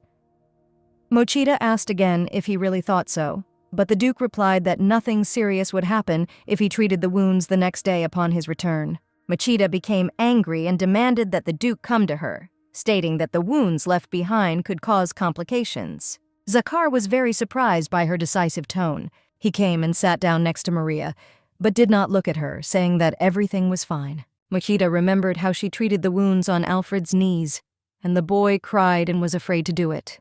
She thought that father and son were a bit similar in that they both didn't like being treated. Mochida told Zakar to show his injuries. The Duke resigned himself and began to take off his shirt. Mochida realized with embarrassment that she was not prepared for this situation. She looked at the handsome figure of the half-naked Duke and did not understand why she suddenly felt so awkward and difficult to look away. The Duke turned his back, and Mochida saw huge bruises. Zakar's injuries were even worse than she expected. Mochida looked down and said that she was very sorry that the Duke got hurt because of her, but Zakar replied that it was not her fault because the decision to protect Maria was his own. The Duke said that, among other things, Mary's bandaging of his bleeding wound was very timely. Mochida said that she wanted to be a little useful, because the fact that she was sitting here safe and sound was thanks to Zakar. The Duke closed his eyes, and it was impossible to read anything on his face. Mochida said he shouldn't hide his injuries, but Zakar said it was no cause for concern. The man admitted that he could not bear the thought of anything bad happening to his son. Mochida thought she understood this perfectly well and applied the medicine to the napkin. Zakar started to say something, but stopped short as soon as he started the sentence, and Maria immediately asked again. The Duke said that on that day, he decided that Mary had deliberately pushed Alfred down the stairs. Now he realized how wrong he was, and he felt very sorry, and he would like to apologize for that situation. Mochida thought with affection that her husband was a surprisingly honest man. She applied a napkin with medicine to Zakar's back. Mochida said she would remember those words for the rest of her life. She looked at the Duke with satisfaction. The next morning, they got ready to leave for home and said goodbye to Daniel in the courtyard of the estate. Daniel said he was sorry that the guest's visit ended up turning into some trouble. Zakar bowed slightly and said that he was still grateful for the accompaniment and help. But thanks to this unfortunate incident, Maria's voice returned. Apparently, fate itself led them to that cave. Daniel looked at Mochida carefully. He said that his sister had changed a lot after marriage, as if she had become a new person. These words greatly excited Mochida. She laughed loudly and said that a happy life in marriage would change anyone. But she thought that it was necessary to leave here as soon as possible, before more suspicions arose. Their carriage was already standing, ready for the upcoming journey, and Makita thought that she would never return to Maria's family home again. Soon they returned to their castle. A very excited Melio ran up to the Duke as soon as he got out of the carriage. The young man bowed and apologized for coming so early with business, but Zakar immediately asked what had happened. Melio said they received a report that a ship carrying silver destined for the import trade had capsized during a storm. Zakar excitedly asked his assistant about what had happened. He clarified that he wanted to know what happened to the crew, and Melio confirmed that everyone was still alive. But all that huge amount of silver that they had saved for so long sank without a trace. Zakar thoughtfully said that they needed to hurry and find a replacement for this silver. He asked if His Majesty knew about the incident, and Melio answered that most likely he did not yet. The Duke said that all diplomatic issues need to be resolved, so he is heading to the palace right now. Mochida noticed that they had just returned, but Zakar said that he needed to hurry, and that Maria would have to take care of Alfred. Mochida looked at him sadly and said that she understood everything, but asked the Duke to be careful. All that was left for him and Alfred to do was watch anxiously as the carriage drove away towards the castle gates. Entering the house, Mochida sank down on the sofa, exhausted, and exclaimed that she was terribly tired. Alfred asked if everything would be okay with his dad, and if there was any way they could help him. Mochida looked at the boy thoughtfully. Alfred laid his head on her lap and she stroked his hair. Mochida said that this is his father's job and it is not easy, so they can just patiently wait for Zakar to return. To keep the boy from being sad, she began to tickle him and play the fool. Mochida made a scary face and pretended to attack Alfred, and he laughed merrily. Mochida thought that he was really incredibly cute. Suddenly, an unexpected thought came to her mind, because before, in her previous life, she had never thought about having children. Alfred was just something special, she thought, stroking his head. The boy read this thought and asked what was wrong with him. Mochida smiled and said that he had supernatural powers. She remembered how she had already asked him to tell her more about his power. Both thought, Mochida about what she had already tried to ask the boy, Alfred about whether it was worth mentioning it again. Alfred looked at his stepmother and said that Maria was special too. The boy said that his mother and grandmother had the same power, but it brought them a lot of harm, so they told him to keep it a secret. Mochida thought that it was logical. If someone bad knew about this power, they would definitely abuse it. Alfred turned away and added that his powers had a lot of unpleasant qualities. Alfred was used to constantly hearing many different thoughts, including about himself. Someone wished for him to disappear or even die. Alfred admitted that he hears a lot of unpleasant voices. Therefore, the boy tried not to get too close to anyone and kept away from all people. Mochida thought that Alfred had it very hard. The boy exclaimed that thanks to this power he was able to become friends with Maria, and therefore was now happy. Mochida was very touched by these words. She told the boy about this and they hugged each other. Alfred only said that he wanted his dad to have a little rest from his worries too. Mochida looked at her stepson with concern. She agreed with what he had just said. Mochida remembered the sunken ship with silver. She was sure that Zakar had said something about finding a replacement for this metal. A sudden idea came to her mind. In her pocket, wrapped in a handkerchief, she still had the stone she had found near the mine. Mochida took it out and said that it might work just fine. Together with Alfred, they went to the large library in the city. There were so many books there that it delighted Alfred. Mochida was sure that among such a number of books there would be something that could answer her questions. In one of the books, she actually found the information she needed. This was what was needed. The stone found was described in detail in one of the articles. It was said that it is characterized by a metallic luster, the color from brown to light yellow with black veins. Mochida looked at her find with joy. There was no doubt that it was tin. Alfred, sitting on a chair nearby, joyfully exclaimed, "Hooray!" Various materials could be made from tin. An entire industry could be founded on tin alone. Mochida and Alfred returned back to their castle. Melio, who met them, asked where they came from. Mochida explained that they went to the library and asked if Zakar had returned. Melio replied that the Duke was already home, but he himself believed that it was better to stay away from him for now. Maria asked how critical the situation was with the ship capsizing. Melio looked away. It seemed to him as if the Duchess's words cut like a knife. Melio said that the Duke was too busy, so it was better not to disturb him. But Mochida did not listen to the end of his explanation, but went to the house, telling the young man to look after Alfred. The woman resolutely entered her husband's office. Zakar raised his head from the documents he was looking through. He looked tired and worried. When Maria came closer to his desk, Zakar apologized and said that he was very busy right now. Mochida said she had something to tell him and held out her stone. Zakar looked at the find more closely and asked if she had found it during her recent visit to the Darnov mine. The Duke remembered how he and Daniel had already examined this mineral. Mochida announced that she was curious about the stone, so she did some investigating and had no doubt that it was tin. She said that there is a lot of it in the Ball's mine, and it is sold at the same price as silver. Zakar clarified what is special about this metal. Maria explained that tin is softer than silver and easier to work with. It could be used to create stands for cutlery, molds for bottles, and the process of working with it would be easier. In addition, tin does not rust, and the color and structure are not inferior to silver. Tin has a low melting point, and materials made from it are easy to manufacture. After listening to this unexpected lecture, Zakar asked if such useful minerals were hidden in this country, then why they were not mined. Yet Maria stated that if things go well, then it would be possible to get gigantic sums of money for the stones that no one needed. Zakar asked where she found out all this. Mochida thought for a moment that she had given herself away too much. She said that she came from the Darn family. The Ball's mine had been theirs for a long time, so it was natural that she should have a lot of knowledge in the field of mining. Zakar replied that he could not believe that everything he had once heard about Maria turned out to be a lie. His wife was not at all like that girl, but turned out to be a very diligent person. The Duke said that everyone, including himself, was wrong about her. Maria smiled and said that she should not be taken lightly. She couldn't tell anyone that all this knowledge was obtained by her through hard work in a past life in the production of non-ferrous metals. Zakar noticed that he was very surprised by the way Maria had been behaving lately. She was a person who went beyond his imagination. Mochida asked if the Duke was praising her, and he replied that he was. Zakar said that all this time he was busy trying to find an analog of silver, because the other day his ship, transporting silver to a friendly country, sank. The Duke was in complete control of this mission, and so now all responsibility for what had happened was on him, and it was he who was destined to solve this problem as well. Maria said she was glad he shared it with her. She handed him her piece of tin.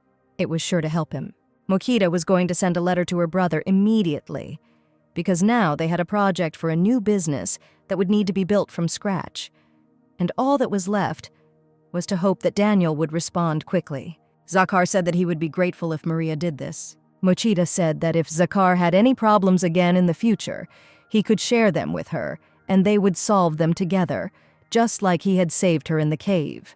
Zakar smiled back. Maria said that she would go and write a letter to her brother. She turned to leave but tripped over a stack of books lying on the floor. Mochida tried to keep her balance by waving her arms. Zakar rushed to her aid and caught her in his arms. Mochida was surprised to feel the Duke's hand on her waist. She was extremely embarrassed by how close she and Zakar were to each other. Zakar let her go and said that she was heavier than he thought. This rudeness outraged the woman. She violently pushed his hand away, thanking him for his help and saying that she would go. Zakar looked after her in bewilderment. He thought he just wanted to help Maria. Zakar looked at his hand. After some time, the Duke received a trial sample of the new production tableware. There were some very beautiful pewter glasses in the box that Melio brought. Mochida took one of the glasses in her hands and said that it was beautiful. She said that she wanted such a glass for herself. Zakar said that he was with the king. His Majesty said that the crisis that had occurred was for the benefit of the nation. Melio explained that Maria's idea had been successful, and Zakar reported it to His Majesty. Mochida exclaimed that there was no need to tell them about her, because she was just sharing her thoughts about her research with them. She was afraid that if she stood out too much, she would be exposed. And if they wanted more information, they would not leave her alone. Zakar thought it was stupid. He just wanted His Majesty to also know that Mary was not such a villain as she was portrayed to be in society. Zakar liked that his wife took the future of the country seriously. Mochida thought that this meant that Zakar was beginning to approve of her a little. This could not but make her happy. She looked slyly at the Duke and thought that everything that was happening was moving her away from the death that she still feared. Zakar looked at her because she did a good job. This made the woman extremely agitated. She thought that she had a thorny path ahead of her that would lead her away from all the dangers that threatened her with death. The awkward scene dragged on. Pewter wine glasses and other accessories became more popular. More and more manufacturers entered the market. The new ore was easy to process, and the products made from it were beautiful and resistant to rust. All eyes were on Maria. She thought that in this case, national interests were preserved, but the situation itself turned out positively for the Darn family. But Mochida didn't know if Maria's father would be happy about this. She decided to ask Zakar about something that concerned her family, but she couldn't find the words. Finally, she asked if her father had said anything. Mochida knew that the head of the Darn family had been having disagreements with His Majesty recently. Zakar replied that Mr. Darn had not said anything special. All tin was mined from mines and quarries owned by the Darn family. Zakar said that all the Darns received their share, even an increased one. Mochida looked at her reflection in the mirror surface of the glass. She was afraid that Maria's father might cause trouble. He was a greedy man. When she said this out loud, Zakar was surprised he never thought that Maria could think about her father in such a way. Mochida laughed because she couldn't tell the Duke that there was a completely different person inside Maria's body now. She got up from the table to leave. She still needed to write to Daniel and thank him for taking the time to resolve the tin issue. Maria sat at the massive desk and reread the letter. It was simply a miracle that there was one decent person in the Darn family. Daniel was a great help in the new business. His father would never have been able to cope so quickly. Mochida thought she noticed something strange outside the window. The woman walked to the window and peered into the twilight garden. Alfred was heading somewhere in the park all alone. Mochida was very curious about where the boy was going. Alfred walked further and further into the dark park. There was a blank sheet of paper in front of Mochida, and she tried to return to her correspondence. She looked out the window with concern. The weather outside was getting worse. The maid ran into the room screaming. Stopping, she asked for forgiveness for disturbing her mistress at such a time. Mochida asked what happened. The maid admitted that she had searched the entire mansion and could not find Alfred. She asked if the mistress had seen him. Mochida was also seriously worried. She saw where the boy went. She wondered if Alfred hadn't returned from the park yet. Zakar saw Maria about to leave the house, and he asked her if she thought the storm was really raging. Mochida reported that she saw Alfred walking towards the forest. Zakar asked what the boy could be doing there. Mochida didn't know, but she felt that it was not just like that. Melio called out to the Duke, and the young man ran up to them. He searched the entire mansion again, but could not find the boy. Mochida felt her heart squeeze with fear. She exclaimed that she should look for Alfred in the forest, but Zakar stopped her, noting that it was dangerous to leave alone, so he would go with her. Melio said that the Duke and Duchess could not take risks. It would be better for him and his servants to go and search. Zakar pressed his hand to his chest and said that he was Alfred's father, so he himself must look for his son.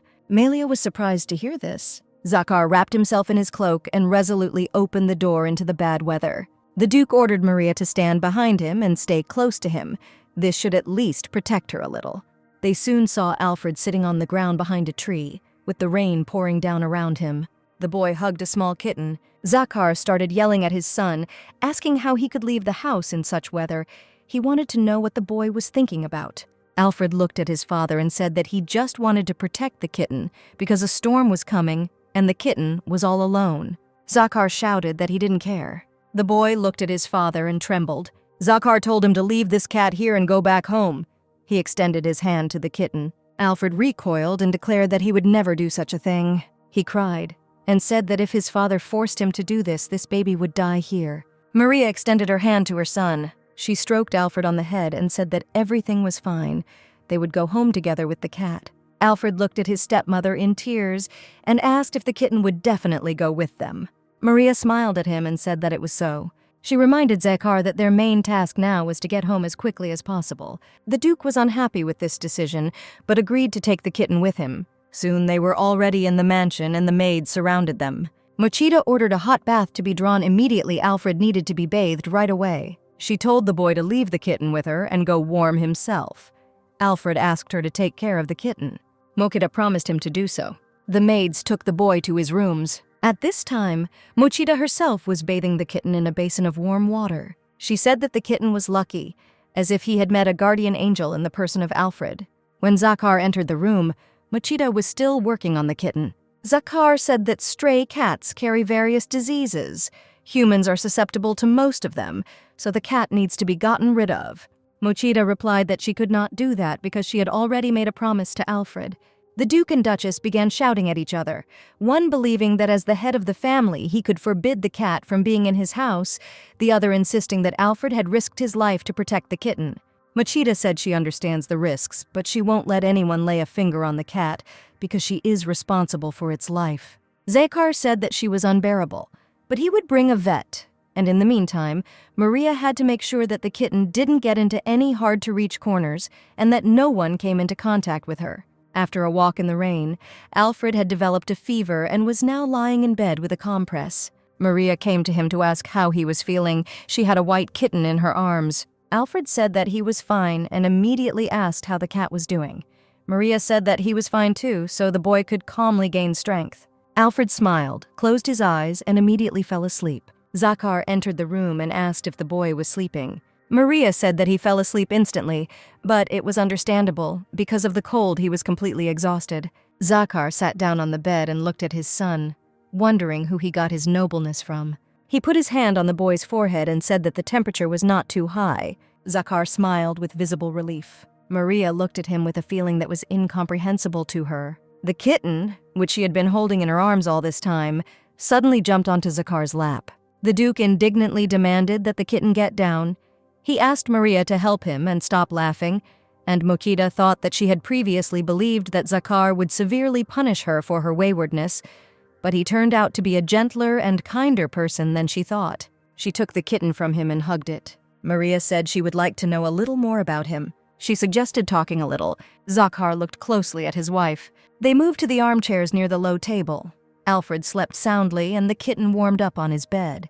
Zakar asked what they could talk about. Mochida hesitated for a moment, then said that she had long wondered why the Duke was so harsh with Alfred. He replied that the Brown family had been one of the closest to the king for many generations, so his son had to be raised strictly to match that status. And Mochida exclaimed that she understood such reasons. But the boy was only 5 years old. Zakar said that Alfred should be aware of all the affairs from an early age. Mochida suddenly guessed something and asked if it had happened to him too. Zakar bowed his head and confirmed that it had. Every day his father taught him and shouted at him that he could not do even the simplest things, forcing him to repeat exercises over and over again. The boy made every effort during training to impress his father. He was very keen on his approval and turned to him for support. But his father did not rejoice with him at his achievements. He said that the boy had no talent for it at all. He felt sorry that his son was incapable. Zakar never thought of training as something he didn't want to do. There were times when he simply didn't want to do it, because he was very lonely. Maria said that Zakar does not have to be as strict as his father, and that Alfred can be raised using other methods. And then she remembered how she herself had conducted training with Alfred, and thought that she herself should reconsider her methods before giving advice to others. Zakar dropped his head onto his clasped hands and said that he didn't want Alfred to die. Mochida looked at him blankly. Zakar said that his father died defending the king. Even such masterfully trained people could die. No matter how much you trained, it was not a decisive factor. Zakar said that he had already lost a precious piece of his soul. Makita realized that the Duke was talking about his first wife, Alfred's mother. She said out loud that she thought Alfred was growing up to be a very good boy. Perhaps the harsh training methods weren't working. Zakar suggested that this was thanks to his late wife, who did a lot to raise Alfred. Mochida said that the boy's mother was a very kind and sweet person. Zakar looked into Maria's eyes in surprise. She asked him what he saw. Zakar looked down and admitted that he once again thought that she was a completely different person, not the way he had previously imagined her. In the past, she was spoken of as a disgusting and terrible villain. Even though this was the original plot of the book, it was hard for Mochida to hear these words over and over again. Zakar glanced sideways towards the bed where Alfred was sleeping. He remembered how the child began to behave when Maria appeared, how the boy said that Maria was his friend. Zakar said that lately Alfred has hardly been silent. He speaks more often than before. Mochida looked at the Duke silently. She thought she wanted to hear it again. After some time, Zakar was sitting in his office and reading. He imagined Maria's smiling face. These thoughts distracted him from his work. Zakar leaned back in his chair and covered his eyes with his hand. It was difficult to concentrate. Suddenly, the office door swung open and Maria ran in. Her face was very excited.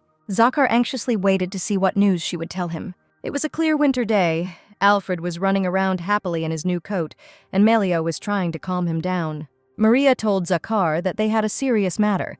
Zakar did not immediately understand what was happening. He asked what happened to her, why she needed to go to the city.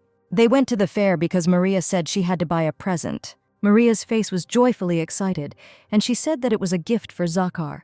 Maria diligently decorated the Christmas tree for the holiday. She really liked what she was doing. Alfred came up with the kitten in his arms and admired how big the tree was. Alfred also wanted to help with the decorations, and he began hanging toys on the lower branches. The boy asked the kitten if he could see how beautiful the tree was. The kitten only meowed in response. Maria said that the cat seemed to like her new name. Alfred named the kitten Milk. Alfred loved and enjoyed playing with the kitten. Mochita always dreamed of having a good Christmas because her family never celebrated this day. Now she could do everything the way she wanted. Alfred asked his stepmother what else they do on Christmas. Mochita suddenly thought that Alfred had never had the chance to celebrate this holiday properly either. The boy's mother died last year, and if they ignored this holiday now, it would lead to the book's dark ending. Mochita told Zakar that she wanted to make the end of this year very fun for Alfred anyway. Zakar listened in surprise as Maria talked about making Christmas unforgettable. Cheerful Alfred ran and called his father and Maria to him. Mochita walked up to him and squatted down so she was level with the child. She looked into her stepson's smiling face, and he hugged her. Zakar looked at this scene carefully. He thought that this year Christmas for Alfred could really become the best day of the year. All together, they walked along the streets of the capital. Mochita asked Alfred what he would like. The boy looked at the brightly colored lollipops that were sold at the local shops. Alfred's desire was quite obvious. Alfred suddenly said that what he really wanted was for Maria to choose the best clothes for him. Mochita looked at her husband, puzzled. He agreed, and they went to the store. Alfred tried on a wide variety of clothes. Mochita thought that everything looked too cute on him. She didn't know what to do. She couldn't choose just one outfit. A whole mountain of clothes lay before them. Mochita asked Zakar if they could take all of this. The Duke agreed that since nothing could be done, they would take him.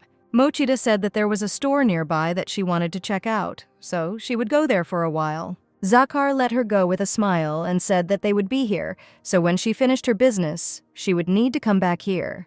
Mochita went outside. She thought about the lollipop that Alfred liked so much.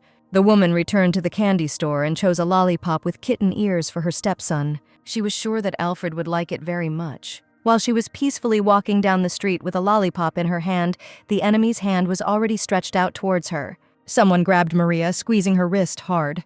Maria was dragged around the corner with such force and speed that she dropped the lollipop. The unknown person pushed Mochita against the wall. It was a man with a beard, 2 scars on his face, in unusual clothes. He said that he was looking for her. He asked about the murder case, which puzzled Mochita quite a bit. The lollipop with ears was left lying on the ground where it all happened. Mochita asked who the stranger had confused her with. The man grinned. He was absolutely sure that it was Maria who had ordered it. He remembered that, but Mochita did not understand what he meant and what murder he was talking about. The man said she was supposed to give him a final date, but disappeared for too long. Mochita exclaimed that it was just a misunderstanding because she had not agreed on anything with this man. The stranger handed her a photo of a sad Alfred holding a stuffed kitten in his arms. The man said she gave him the photo of the boy because that was the one he needed to kill. Mochita looked at the photo of her stepson in shock. The stranger noticed the expression on her face and asked if she recognized him, because judging by her reaction, they were good friends. He said that a lady in a hooded cloak, easily identified as Maria, came to them for an order 6 months ago. At first, the lady talked to the young man. She showed him the photo and told him that he needed to kill this boy and make sure that no traces were left. The stranger approached them and asked if she had brought too little money to pay for such work. The lady said that this was an advance payment, and if they successfully completed the order, they would be generously rewarded. The robbers looked at each other. The elder, the one who had now captured Mochita, suggested to the younger that they go and talk in private. Then only the eldest returned and looked closely at the lady. The lady said that this boy is like a stone in her shoe. He looks at her with such an expression on his face as if he has experienced the futility of life. It is because of him that she no longer wants to have children at all. He has ruined everything. The robber said that he agreed that if a person irritates you, you need to get rid of him. The lady put her finger under the robber's chin and said that he was good and they would definitely get along. This is what the former Maria asked the robber about, while the current one stood before her captivating one and covered her face with her hands in fear. She couldn't believe that shortly before her transformation, Maria could have ordered the murder of Alfred. It was disgusting. She said that she was sorry, the order was cancelled, and now she would like to get this photo back and for everyone to forget about this story, and she would pay all the money promised. The robber said that the advance had ended long ago, and now they would need a lot of money in addition to the agreed amount. He also wanted compensation. Mochida promised to do as the man said. She said that the main thing was to cancel the order because she no longer needed it, but the robber pressed the handkerchief to her face. He said that the woman was making fun of him, and he didn't care about her circumstances. Mochida collapsed into his arms, unconscious. He threw the unconscious Mochida over his shoulder and walked away from that place. At this time, Alfred and Zakar noticed that Maria had been gone for a long time. Now the Duke wanted to know how far she had gone shopping. Alfred suggested that Maria might have gotten lost. He suggested to his father to go look for her. The Duke replied that she would soon return on her own. Alfred insisted because he was already starting to worry, and Zakar suggested finishing at the store and then going to look for Maria. They went outside. Alfred started running and calling loudly for Maria. Zakar asked the shopkeepers if they had seen a girl with silver hair here, but no one remembered her. Alfred suddenly noticed a lollipop with ears lying on the ground. He picked up the candy and looked at it sadly. At this time, in a destroyed house on the outskirts, Mochida came to her senses. She was sitting on her knees on some old carpet, in the middle of some overturned furniture, her hands tied behind her back.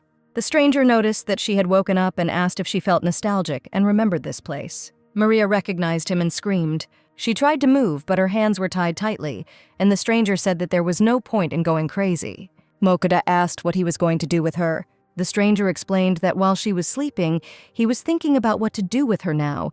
She seemed pretty to him, so she could be sold as is. He added that it would be possible to act differently if someone would pay a ransom for her, since, judging by her clothes, she was from a wealthy family, an aristocrat. Mochida said that she had a very ordinary family with almost no money. The stranger replied that he was very sorry, and then the only thing left to do was sell her to someone. Mochida was very scared. At this time, on the streets of the capital, Alfred was looking at the lollipop with ears in his hand. He recognized the candy he had been looking at recently, and then Maria noticed it. Alfred felt very sad. Perhaps Maria left them in order to buy him this candy. The boy's father approached him and asked what he had found. Alfred began to tell about the candy and Maria, but stopped before finishing, because his father did not know about his son's miraculous power, so he could not talk about what had happened recently. The boy jumped up and ran through the crowd because he felt that Maria was somewhere nearby. By chance, the boy bumped into a passerby, who rudely told him to watch where he was running. Alfred caught the man's thoughts, who thought that he needed to return to his brother as quickly as possible. The boy thought that this man was thinking about Maria. Alfred was very worried because this man was about to leave, but maybe he was not thinking about Maria. But it could have turned out that the stranger had her in mind. Alfred had a plan. The boy was determined to act decisively. He caught up with the stranger and, screaming, grabbed his leg. Alfred shouted loudly, "Uncle, where are you going?" And the stranger tried unsuccessfully to wriggle away. The stranger thought that he needed to return to the vault as quickly as possible. Alfred thought that this was where Maria was being held. The boy didn't know what to do now the stranger tried unsuccessfully to push him away. At some point, the robber succeeded, but Alfred managed to put the candy in his pocket. Alfred fell to the ground. The boy's father helped him up. Zakar caught up with him and now asked if he had hit himself hard. The stranger said that the boy needed to be raised better. The stranger walked further down the street, but Zakar did not pay attention to him. He asked why Alfred was not answering. Maybe he had hit himself hard. Alfred assured that he was fine, and pointed to the stranger walking away, saying that the man had stolen his candy. At first, Zakar didn't believe it, but Alfred pointed to the stranger's pocket. There really was a candy visible in the pocket. Zakar guessed that this was the candy that Alfred picked up from the ground. Alfred said she was clean. He wanted to keep her for himself, but the stranger took her from him. Zakar looked at his son and thought that the man hardly needed candy, because he himself was no longer a child. Alfred hoped that his father would believe him and would not catch him in a lie. Having thought everything over, Zakar declared that it was unacceptable to take candy from a child. He was going to get her back in time for Alfred's triumph. A stranger came to an abandoned house on the outskirts. Zakar and Alfred followed him and were now hiding nearby. Zakar held the boy in his arms. The Duke thought that the stranger was looking around a little too warily. Zakar told Alfred that he would follow him himself from now on, and that the boy was supposed to wait for him here. Alfred said that he also wanted to go with his father, but the Duke strictly forbade him to do so. The boy clenched his fists and said that there were things he could already handle. Zakar thought that his son had stopped being so timid. The Duke said that he understood his son, but this time it could really be dangerous, so he asks Alfred to hide here for safety.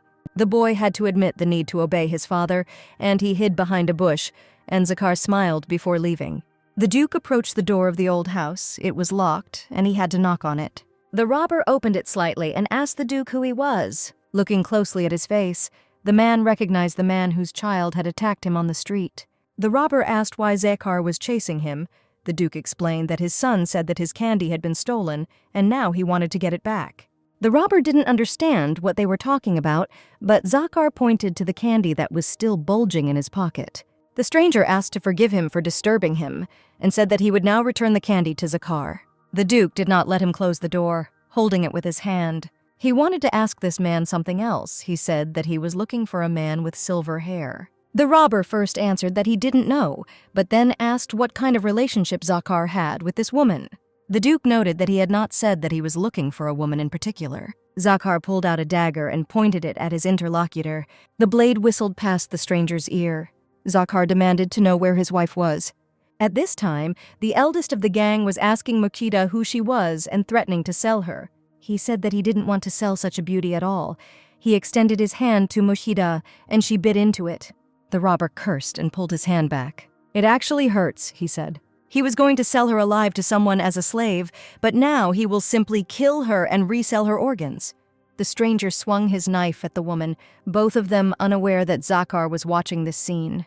Maria was the first to notice the unexpected rescue. Zakar screamed, asking if she was okay. The Duke defeated his first opponent easily. Mochida watched the fight from the sidelines. Zakar ordered his wife to be returned to him. The second robber grabbed the woman, intending to use her as cover. He put a knife to Mochida's throat and ordered him to freeze. The robber asked if he should tell him what would happen if the Duke came even one step closer. A frightened Alfred watched what was happening through the window. He was very worried about Maria and his own father. Dad told the boy to hide, but he was the only one who could help them now. The boy tried to think of what he should do. Alfred made his way into the room from the other side and rushed at the robber. The stranger cursed. With a powerful movement, he shook the boy off his shoulder. Alfred flew a few steps to the side and hit himself hard. The stranger swung a knife at the boy, shouting that if he wanted to die so much, he would gladly help him. Maria rushed to Alfred's aid in horror. The knife plunged into her back, and blood spurted. Alfred looked at this with wide eyes. When he realized what exactly had happened, his eyes filled with tears. Maria was lying on the floor, and Alfred rushed to her, pressing his hand to the wound. He called her name, blood covering his palm. Alfred looked at his own hand in fear. Zakar was already running up to them, pulling his coat off his shoulders. He tried to cover the wound with his thick cloth. The bleeding was too heavy. Alfred cried bitterly, and Zakar thought that at this rate, Maria would bleed to death very quickly. The Duke picked up his wife in his arm. They needed to get to the doctor as quickly as possible. Maria was unconscious. A thin stream of blood was running from her mouth. Mochida saw before her sunlit, flowering meadows through which she walked, dressed in a light, airy dress. It was an incredible, wonderful place. She reached the river and carefully stepped barefoot into the pearly water. Mochida entered the river and slowly walked to the other bank. Suddenly, she heard someone calling her Mom. That familiar child's voice was shouting. Mochida turned around.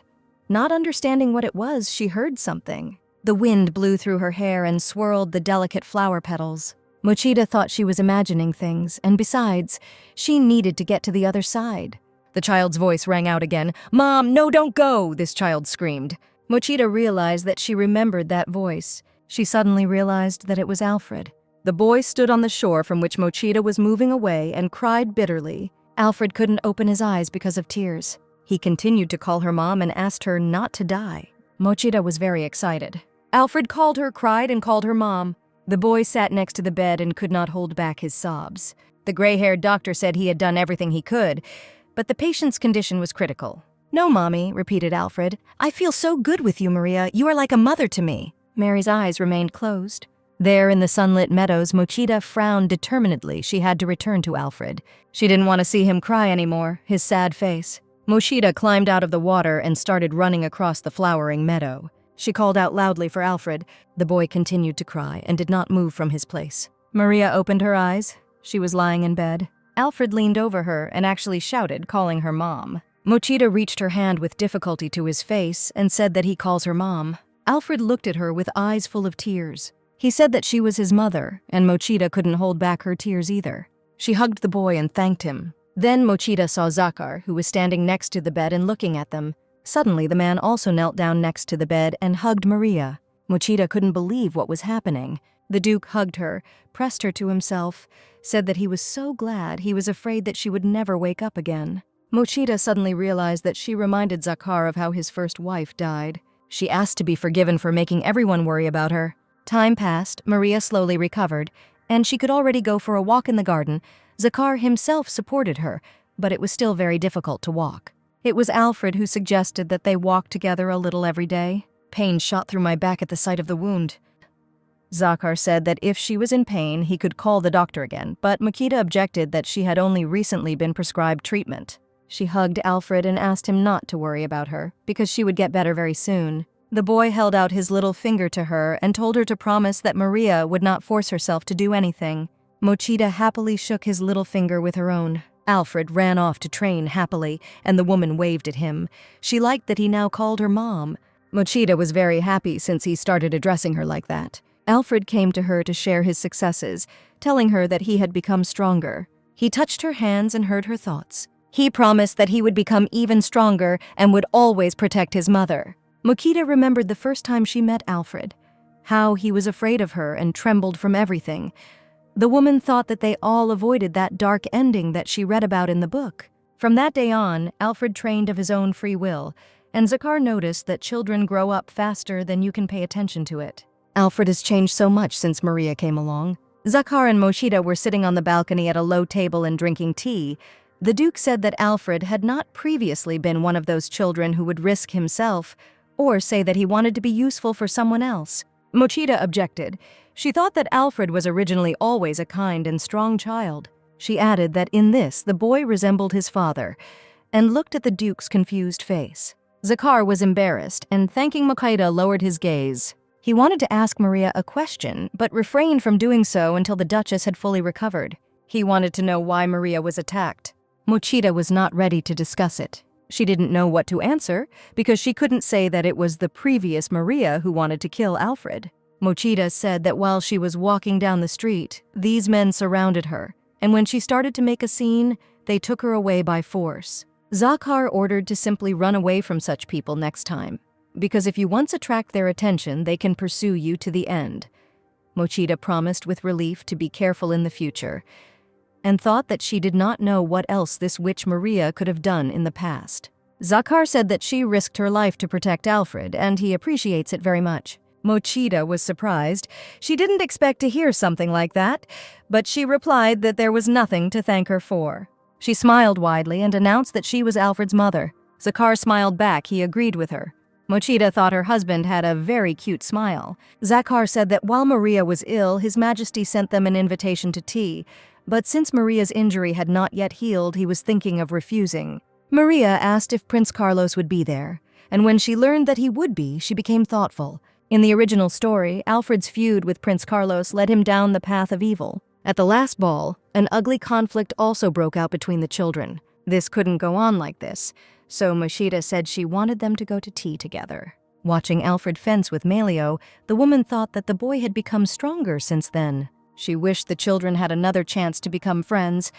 Alfred caught her gaze, and his expression became questioning. Soon the right day arrived, and they were getting ready for the trip. Zakar looked at the sunlit terrace. He remembered how radiantly Maria smiled as they sat there. Zakar did not understand what feeling was taking hold of him at these memories. Malio came in and reported that the carriage was ready and it was time to leave. Malio exchanged glances with the Duke's valet-experienced servants, always noticed the mood of their masters. The Brown family entered the palace in fine court costumes. Everything around was decorated so interestingly that Mochida and Alfred could not contain their exclamations of delight. Alfred exclaimed how many beautiful flowers there were around. A young man with long dark hair came up to ask how Zakar was doing. They shook hands with Zakar.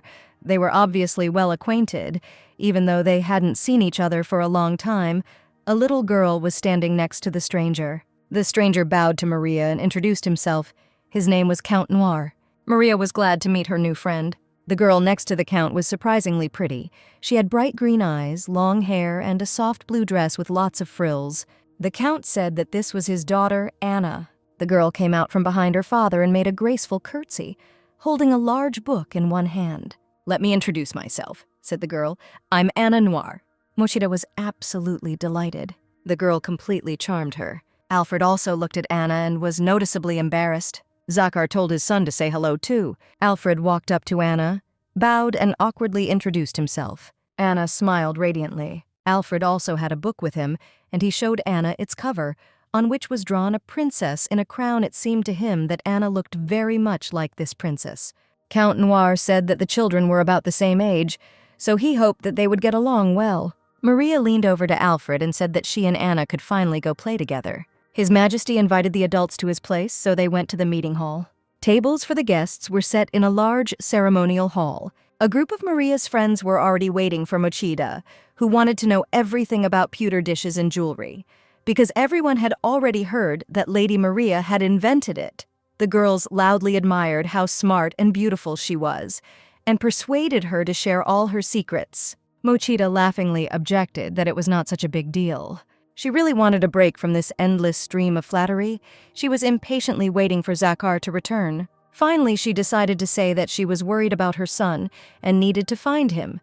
It was a great excuse to escape from the flock of girls chirping after her. Running out of the hall, Mochida leaned against the door with relief and wiped her forehead with her hand. She noticed Alfred and Anna sitting next to each other on a bench, reading a book together. Both were very pleased with this activity. Alfred showed an illustration of the princess and said that Anna looked very much like her. These words of Alfred's confused both children a little. Mochida thought with affection that this girl could be Alfred's first love. At that moment, Prince Carlos approached and, seeing Anna, declared that he had looked everywhere for her. Carlos's expression as he looked at Alfred was quite arrogant. Anna asked the prince what happened. Carlos said he wanted to show Anna his horse. Anna smiled and asked if Alfred could go with them. Alfred was very surprised when the girl asked him if he wanted to see the horse too. Alfred also approached the prince with this request. Carlos was visibly angry, but Anna looked at him so sadly. The prince had to give in to the requests. Alfred and Anna were very happy. They smiled and wanted to spend more time together. Prince Carlos also noticed these signs of a budding friendship. He had been looking forward to this meeting with Anna, and now he was annoyed. Mochida wondered if everything was okay with the children, but she didn't feel good about interfering too often in conflicts between the children.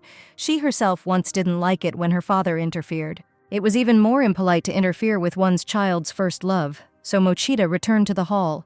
The three children approached the grooms who were holding two horses, and the prince said that both belonged to him. Both were very beautiful, one completely white, the other black. Alfred and Anna were delighted with the horses. Alfred tried to approach the black one, but the horse shook its head angrily. Anna laughed, and Carlos looked at them thoughtfully and displeasedly. Alfred was clearly frightened by the black horse's behavior. Carlos smiled. He had a plan ready. The prince turned to Alfred with this smile and crossed his arms over his chest. Carlos told Alfred to take the black horse. The prince declared that it was an honorary horse of the royal family, and Alfred had no choice but to agree. Alfred looked frightened, and the prince thought triumphantly that this weakling would not be able to mount such a wild horse and would disgrace himself in front of Anna. The servant helped the prince into the saddle of a white horse. Carlos said that Anna would go with him. The girl agreed and was soon sitting behind the prince while things were not going so well for Alfred. The black horse was clearly angry about something. As soon as the boy was in the saddle, his horse began to buck, trying to throw him off. Alfred grabbed her neck with both hands to keep from falling and asked for help.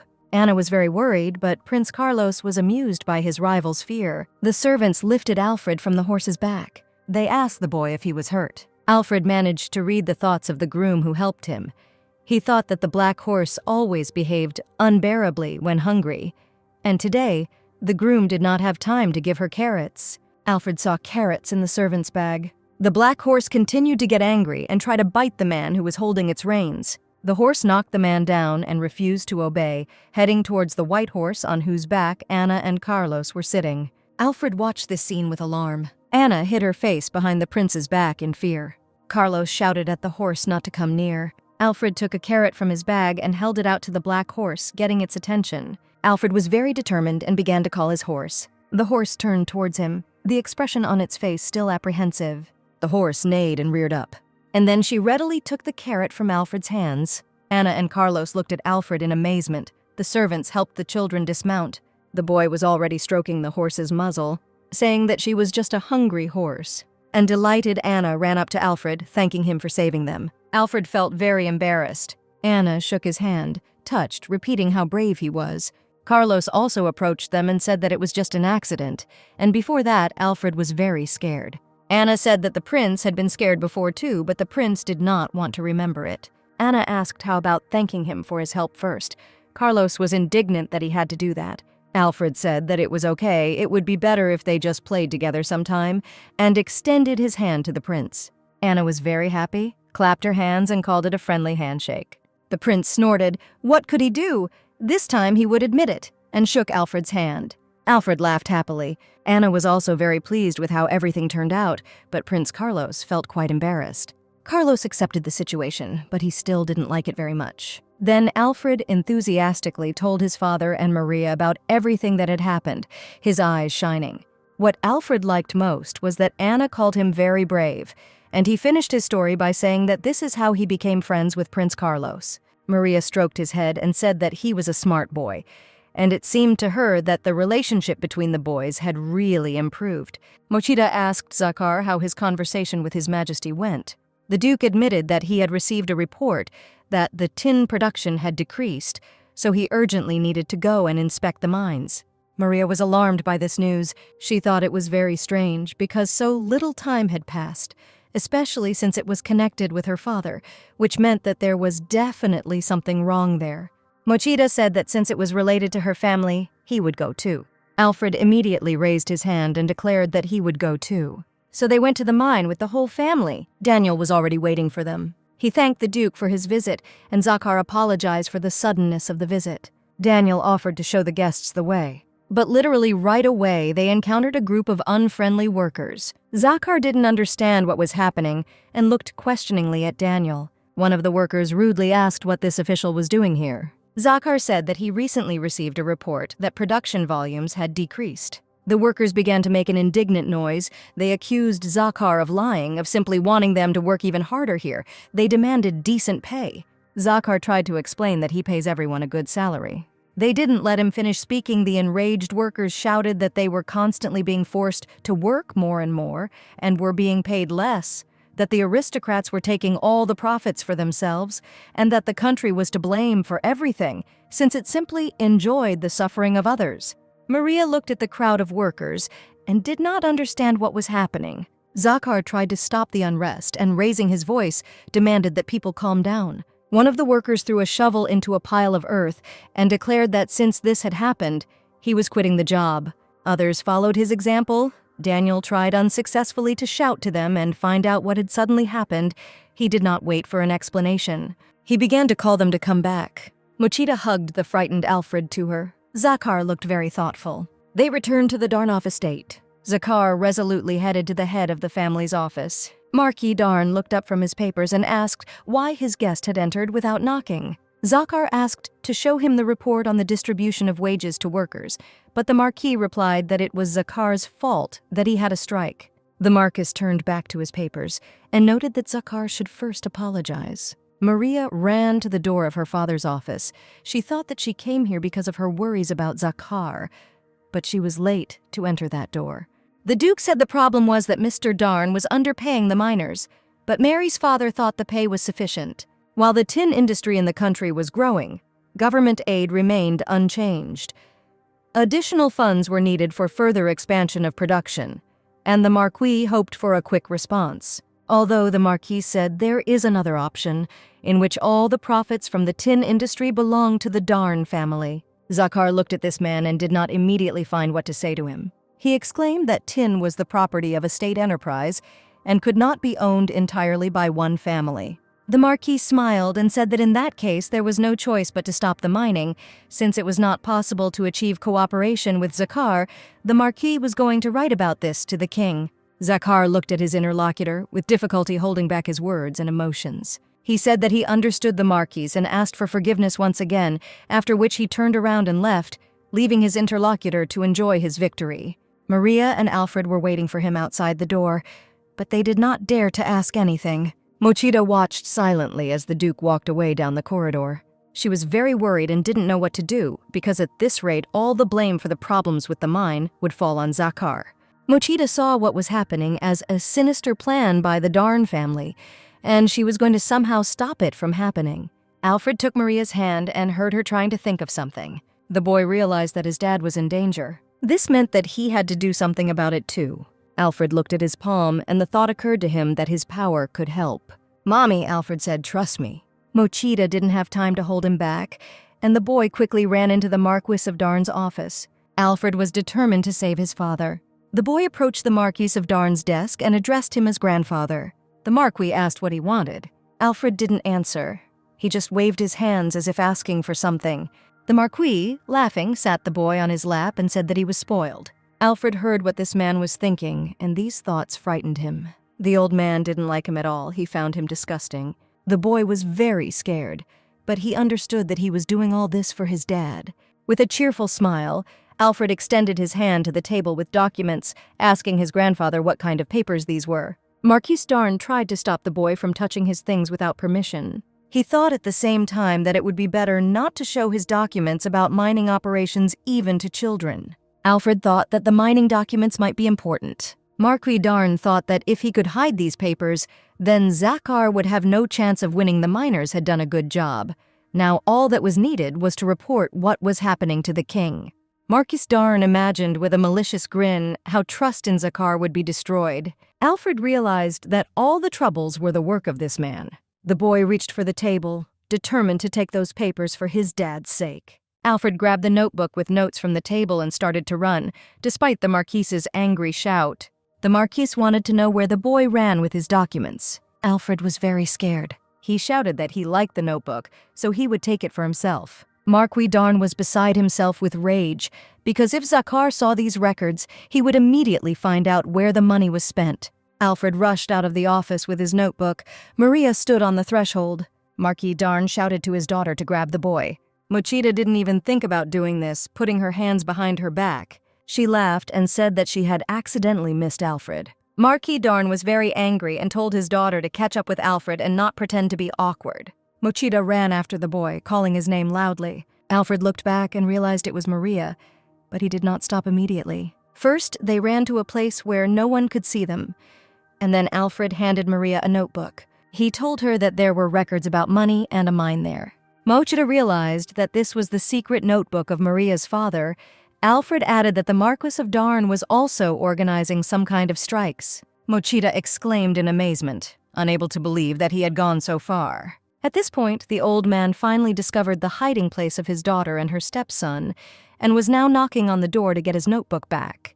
Mochida felt very angry. She opened the door and told her father that she had caught Alfred, but he didn't have any notebook with him.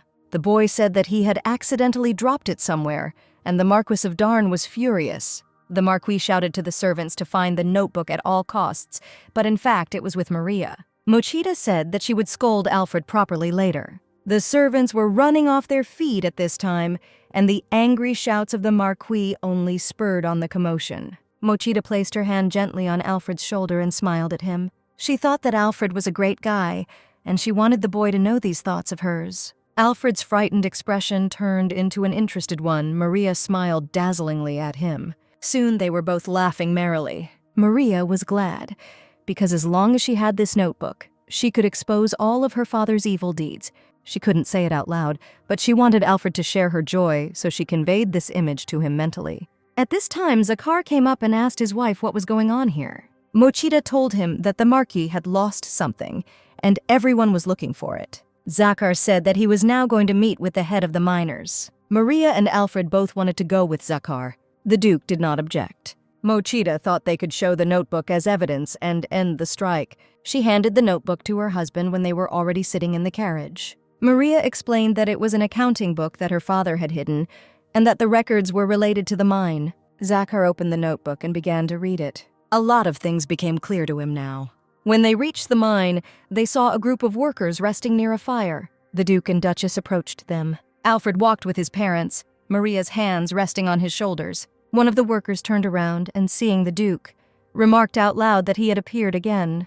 Zakar asked if these people could spare him a minute, because he would like to talk to them about recent affairs. He heard in response that he had nothing to talk about with them, and even a rude request to get out of there. Zakar replied that he would then speak right here, and reported that the recent strike was paid for by the head of the Darn family. One of the workers turned to the Duke and began to rise from the ground. He said that, he would listen to what the Duke had to say to him, and invited the guests to follow him. They came to one of the houses in the mining village. The worker opened the door and they saw 3 children playing on the floor and a sick man lying in bed. The girl called the worker dad and greeted him. The boy asked who all these people were. The worker explained that they were guests and he needed to talk to them, so it would be better for the children to go play outside.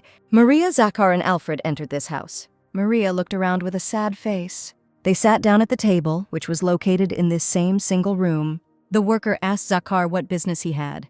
The Duke decided to speak directly and asked the worker to stop the strike. The worker replied that he could not do this because, as the Duke himself already knew, the head of the Darn family had paid him for this strike, and he had promised even more money if the undertaking was successful. The worker thought that although life was difficult, he had done something stupid and was now confronting a nobleman. He would definitely not escape punishment, and he simply wanted to protect his family. Alfred was able to read the man's thoughts and was very excited by what he learned. He asked his father to forgive this uncle, and then he explained that the worker did all this for the sake of his family. The worker was amazed that this unknown child knew what he was thinking. Maria said she understands the responsibility and feelings towards family. She exclaimed that if this continued, everyone would remain unhappy and asked to tell what had happened. The man said that working in the mine was always dangerous, with most people dying there in their 30s. Therefore, the worker wanted to leave some money for his family. Maria asked if that was why he had carried out the Marquis of Darnat's order. The man knew that if he did not obey the Marquis, his family would be in danger. He slammed his fist on the table and said that he could no longer turn back, that he could not retreat even for the sake of his friends who believed in him and followed him. Zakar asked why they couldn't work together to represent the miners' interests in their dispute with the government over wages. The worker looked at the Duke in amazement, and he explained that, in fact, the work at the mine had increased, so the government would have to pay a proportionate special bonus. The worker asked if the Duke was ready to go against the country for them. Zakar replied that the mining industry is wealth for both the people and the country, and he is responsible for it.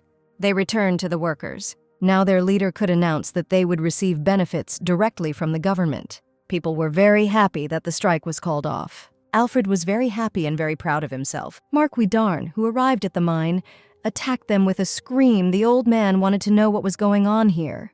The Marquis went to Zakar and demanded an explanation from him. Instead of explaining, Zakar showed a notebook open to the required page. Zakar said it was a mining ledger that recorded how the Marquis of Darn used the money the country had allocated to pay workers' wages. The Marquis could not find words to answer. He fell to his knees on the ground and looked absolutely lost. Zakar said that he would make sure that the Marquis received the punishment he deserved, and the law enforcement officers he had called were already taking the criminal into custody. Alfred caught up with his father with a joyful smile. Zakar stopped and stroked his son's hair. He said that the boy helped him out. Alfred was surprised. His father very rarely praised him. Tears of joy welled up in the boy's eyes. Maria watched this scene with satisfaction. Already in the carriage, the woman thought that there had been many difficulties, but she was happy that father and son were becoming closer. Zakar looked at his son with pride. Alfred seemed so happy with the praise he received. Suddenly, the church spire outside the window caught the boy's attention. He asked his father if this was the church where his mother's grave was located. Maria asked if this was really so, and Zakar confirmed it. Maria thought that her companions wanted to see the grave of Lady Flora. She suggested going there now. Zakar looked closely at his son. He agreed to go to the grave, and this made Alfred very happy. Suddenly, some thought made the boy very worried. Maria looked at her son with a smile, trying to understand what was bothering him. Alfred thought about Flora and Maria and how he called both women mothers. They drove up to the church. The 3 of them approached Flora's grave. Maria placed a beautiful bouquet on the tombstone. She looked at the grave thoughtfully. Maria thought she wanted to introduce herself to this woman, so she was glad she could come here. She mentally told that Alfred was a very kind child and growing well. She also asked to look after them from heaven. Flora's ghost actually watched the 3 people who came to her grave.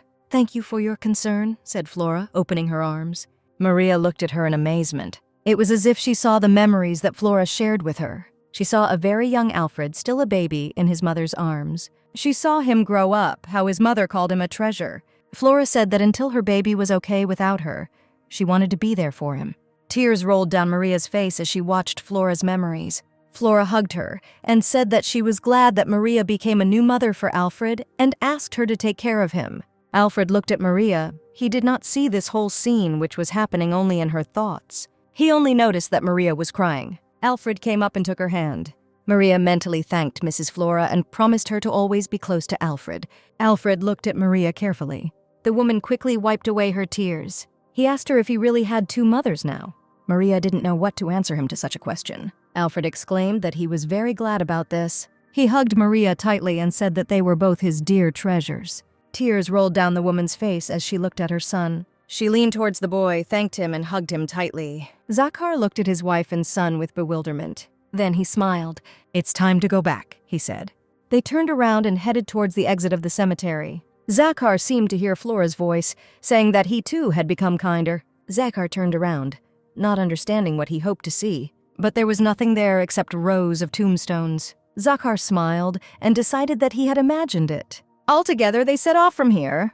The crew took the Duke of Brown's family home. Maria looked at the silent Zakhar. Alfred looked at his mother and said that he had a request for her. Life in the castle continued peacefully and calmly. Zakhar and Alfred were sitting in the garden at an elegant tea table set for 2. Alfred heard his name being called. Maria brought a whole plate of cookies with a happy smile. She placed the dish in front of Alfred and said that they were just cooked. He should try it. Alfred's eyes sparkled with delight and he said, "Thank you, Mommy." Maria thought that she would never have guessed that this was exactly what the boy wanted to ask her. The boy brought her the recipe and asked her to make exactly these cookies. Maria thought that Alfred greatly missed the taste that reminded him of Madame Flora. Alfred tried one cookie and grimaced with an indignant cry. Maria rushed to her son, dying of worry for him, but the boy simply did not like the taste of the treat. Zakhar also tried one cookie. Maria herself took a bite. It was terribly salty. Apparently, she mixed up the salt and sugar when she cooked it. Maria was upset and embarrassed by the failure. She asked for forgiveness and promised to try to make cookies again later. She never thought that she was capable of making such a simple mistake. Zakhar smiled and told her not to worry.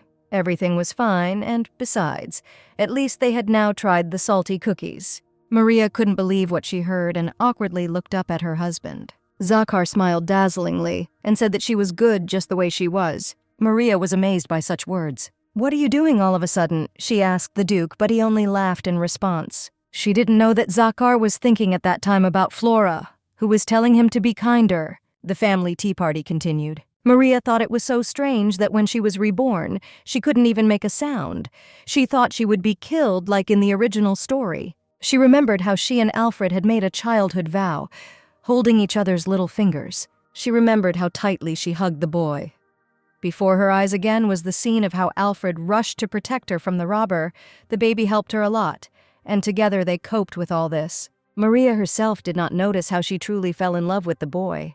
A lot had happened to them all, and now they were becoming more and more like a family. Next time I need to do it without mistakes, Maria thought, biting into another salty cookie. Following the clear day, night came. Maria was getting ready to go to bed when she suddenly heard a knock on the door. Alfred stood at the threshold. He said that he had a nightmare, so he asked permission to sleep here. He dreamed that he had grown up and killed Maria and his father. The woman saw this as a sign of death. She could not believe in such a terrible omen. She had to dispel the ominous dream at all costs. Maria extended her arms to the boy and said that, of course, they could sleep together. She smiled when Alfred said hooray. She didn't expect Zakhar to appear on the threshold.